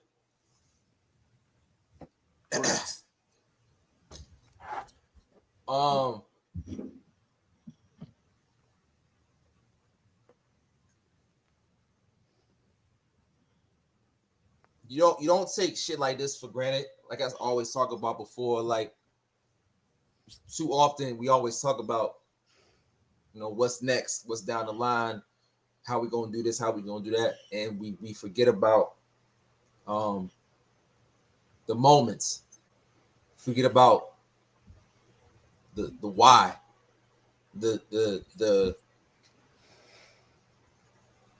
we forget about the appreciation of the journey of what it really took to get here to this moment. And then before you know it, the moment's gone, and then we like, damn, I ain't really appreciate, you know, such and such. So I want to make sure we don't just act like this is just another episode or another show, another, you know what I mean? We come talk, show love, and then we, you know what I mean, we separate, which it is, but this is a moment in time that should never be taken lightly, because it's not guaranteed that you can make it to tomorrow. It's not guaranteed that you can make it episode 1. It's not even guaranteed that you know what I mean, you can make it to have a thought and feel an idea and actually pursue that shit and actually pursue it with a collective being.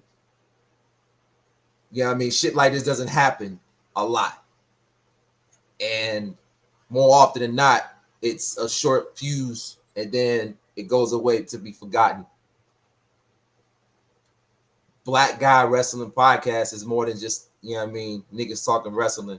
It's a collective of black people coming together through, you know what I'm saying, your grandmother's prayers, your mother's prayers, your village protecting you, people surrounding you. A lot of things had to happen, you know what I mean, by God in the universe to get us here at this moment. This is not by coincidence. This is divine intervention. This is what it's supposed to be. This is the time when you look back like, damn, all of us fucking made it. You know what I mean? We all fucking millionaires. We all got this. We married, got kids. We all fucking did it. We all survived, and we all were alive for it. Nothing held us back. Not one thing. When I look at people like the Locks, like that collective for years have been brotherhood.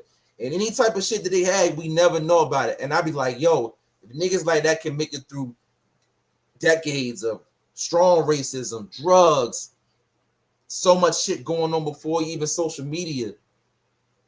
If the brotherhood like that can make it, there's no reason why 5 different guys from 5 different parts of the world with one love for graps can't do the same thing they're doing or even more. So, you know, 200 is monumental. It's probably, I ain't gonna say it's gonna be the best, but it's probably gonna be the most memorable, because this is the behind the scenes work of not just us, but our loved ones and our ancestors and niggas that genuinely want to see us do well and believing in us. Even we didn't believe in ourselves. This is a collection of all of that. So, I mean, after I get out of here, I'm gonna go light a cigar, like my nigga Max said, a long joint. You know what I'm saying? I'm gonna go pour me a fresh bottle of sake. You know, I'm gonna sit out, had a garage open, and I'm gonna just reflect, because again, it is 200 for us. To me, it's episode 1 of something that I had no idea how I was gonna get it out, but I was inspired by Nolo because he did it. You know what I mean? It's like, damn, he doing what exactly kind of I want to do, but something different. And like true Nolo fashion, he didn't say too much, but he said just enough, said the right things to get me inspired. You feel me? And that's Nolo's gift. Noloisms. Noloism.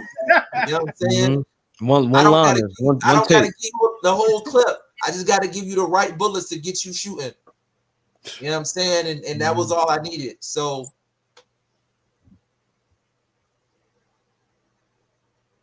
this brotherhood is just more than 5 niggas coming to talk raps, man. It's 5 beautiful black men connected on levels that our ancestors intended for. We are living, walking testaments of breaking down toxic masculinities that have plagued our community for years. That's something to be celebrated. You know what I mean? That's something to hold on to. It's generational. And that's what this podcast is. It's fucking generational. Shout out to everybody else. Love to everybody else. But we different because we gonna stand the test of time, not just now, but 20 years from now. You're gonna talk about us in the same space you talk about any other collective black people coming together to create awe-inspiring shit. And if that's not something you believe in your own thing, then it's a lot of soul searching you need to do. But I can speak for mine, thankfully, that we're here to stay. This is the long haul. Either you can be with us or against us. You know what I mean? And real quick, like this is the Black Guy Wrestling Pod, right? These are black guys talking about wrestling, but you're going to hear about what real black guys wrestle with. You dig what I'm saying? On a daily. And I just love y'all so much, man. Okay. And Mac, and when I met her, I broke peace with everybody on this podcast and in person and the physical, except for Mac. Mac, when we get down, my boy, we gonna have a double. You dig what I'm saying? Like, I love you, bro. I can't wait to break peace with you, bro. And I just love y'all so much, man. I just, yeah, man. That's we here to stay, man. We here to stay. Thanks, hey, brother. man. Love you, man. You too, brother. I'm just, I'm not gonna keep us too much longer, but I just want to say again, shout out to Mika. Mika's forever out here supporting, looking out, and just one of the best people out here, man. Another person I want to shout out, Erica. She always been down. Erica, yeah. Day one. Absolutely. Another one. When we just started this joint, she was one of the ones with us, and she's still here. Day one forever. That's sis forever. Another one is Lovely. I have to shout out Lovely because one, she's definitely a pillar in this community and a pillar in us as this podcast. And I really do appreciate everything that she has done for us. I always have her back no matter what, regardless. Love sis. Hearts is another one who I got all the love for. Always looking out. Yeah, man. Just wanted to say a few people. Shout out to Reasonable. Shout out to Heartbreak Julio and Almanac. You already know what it is. Public Enemies. Yeah, man. Ringside Club. What had me linking up with them at in Philly was dope as shit. That was a great time. Yeah. And yeah, man. Just to say a few real quick.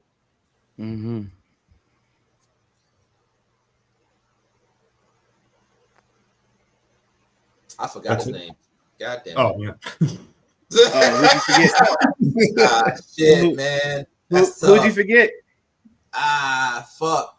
Young black man on Twitter. Damn. I know exactly what you're talking about. Yeah. Yes. Thank you. Yeah. Absolutely. J Rod. You know what I mean? Yeah. Always shows love on the streams. Shout out to all the, you know what I'm saying? Yo, big shout out all to the collective editors in this space. I myself included. It's a lot of talented motherfuckers out there.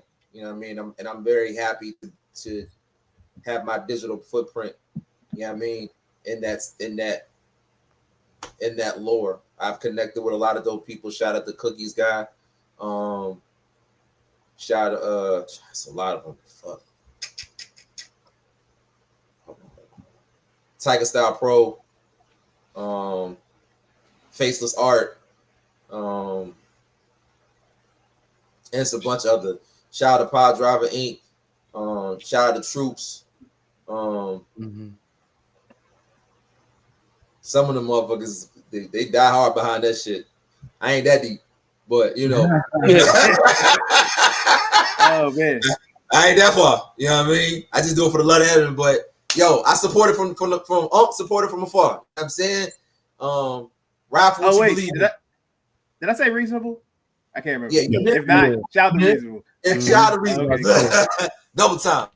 But yeah, man, I just want to make sure. I want to say, you know, thank you, for everybody that's shared, liked, supported every video that I've started with. Y'all seen the progression from when I started to where I'm at now. I consider myself one of the best in the game. And I'm always learning. I'm always wanting to grow, and I'm always wanting to collab. So you got something in mind, let's talk. But, you know, my emphasis is always make sure that Black culture is represented in every video that I do. Well, outside of Jeff, but, you know, we love Jeff Hardy. So, but other than that, you know what I mean? Shout out. But, yeah. Thank y'all from the bottom of my heart. That's a piece of my heart I give to y'all, and y'all give it right back to me. So thank you. Oh, shout out my wife. Shout out to D-Mac's wife. Good.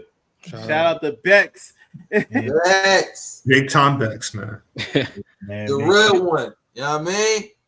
You feel me?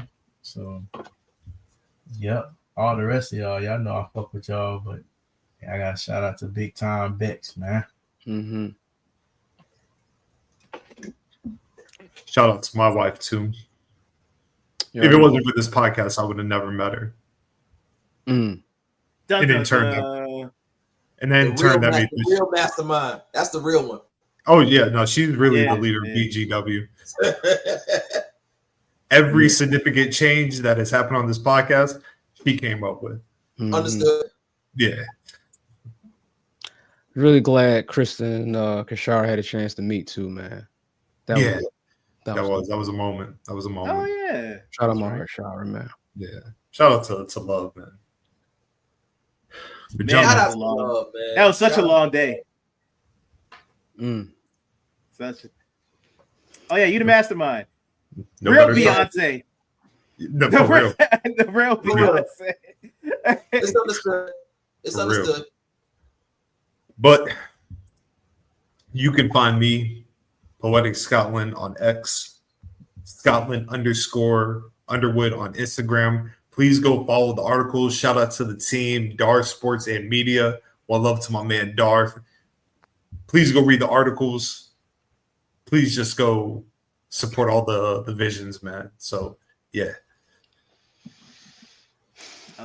You can find me at LOfrmTHELEAF on X, on Blue Sky, on IG.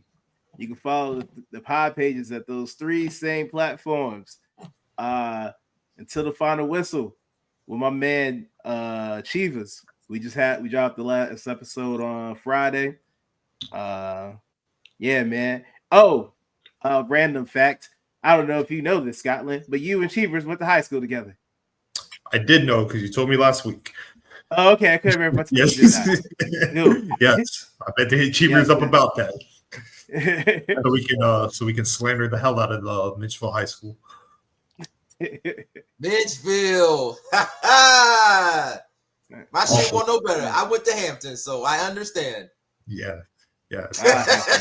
Yeah. Dimby. Shout out to Dimby. Absolutely. Yo, y'all know what it is, man. Follow Scotland. All his words, all his poetry, everything he does. He blesses us. It's only right we bless him back. Until the final whistle, football crack, locker room lead. Y'all know what a low. And one time D-Mac boxing corner for show.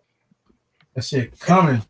It's coming. And as for me, Listen, I don't know if y'all know. I don't know if y'all been following. I don't know if y'all been watching the kid. If you are, I appreciate it. If not, it's all right. That's why you're here now. Listen, ladies who collective tomorrow. Monday. Be there. Be me there. Set a notification. Put a bookmark. You'll get all the good shit, all the good hoops. Why? Because that's what ladies motherfucking do. Which segue into, listen, on all seriousness, shout out to Black women, protect Black women. Domestic violence is never the way.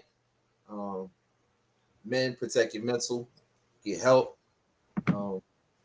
That's still an unfortunate thing that plagues this Black community, and something that shouldn't. And that's a good thing about this BGW pod. Like I said, we talk about life. Like Lo said, we talk about things that Black men wrestle with, and domestic violence, unfortunately, is a thing that Black men have continued to wrestle with. And so, with that being said, we want to always make sure to let y'all know that it's not fly around here. That's not something we condone. That's not something we abide in. That's not something we rock with. And that's something we will speak on every single time. But another show, another day. Love to all Black women. Love to all women. You know what I'm saying? Again, shout out to our mothers for having us. Shout out to the women that protect us. Shout out to Big Time Bex. Shout out to K-Dot. Shout out to Mrs. AJ Styles P. Nolo. Me and you, we back at. Oh, wait, that's another conversation another day. Shout out to Nolo's mom. Shout out to my mother. You know what I'm saying? You know what I mean? And shout out to love, man. Always and forever. Ladies Who Collective, Monday. Be there. Yes, sir. And she K-Dot too, Chaz, by the way. She is K-Dot. Yeah, she is K-Dot. That's why they sisters, man. But I just want to say, man, it's May 18th. I'm about 2 months out from what I hope what will be, right? It's we ain't going nowhere. What will be my 33rd birthday. So I just appreciate all positivity, all prayers. And definitely finding myself in the middle of some tough work right now. Tuesday is a primary election day in Philly. And again, I think all of the flowers that I received, like on the show from my brothers, and I'm definitely winding down on my last couple of years of community and civic activism in the way that I do it now as a paid organizer. Definitely still plan on being connected to movements and people and spaces, but the day-to-day,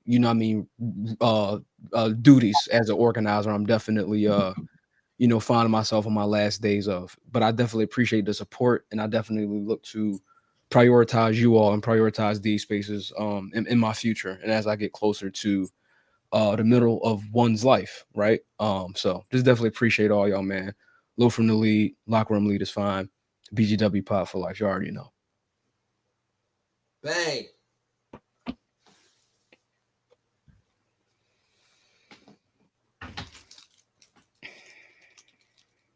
D-Mac, you want to tell us where you're from? Yeah, but you good? D-Mac, it's your turn. I thought I did something.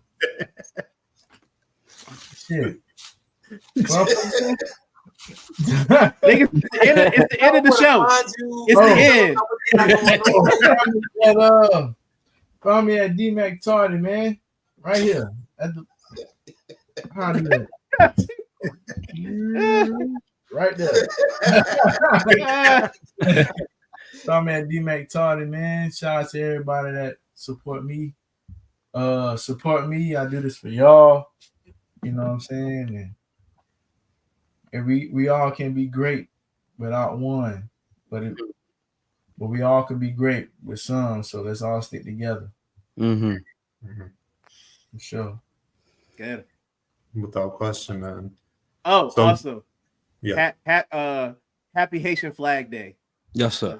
Shout out, absolutely. It's this day. Definitely, man. Definitely. Sapa say. Yeah, man. Hey. Gentlemen, we now officially on the road to 201. Woo! Look at that. So until next time, it's a new era, new season. Yeah. But until next time, the brand is healthy. We are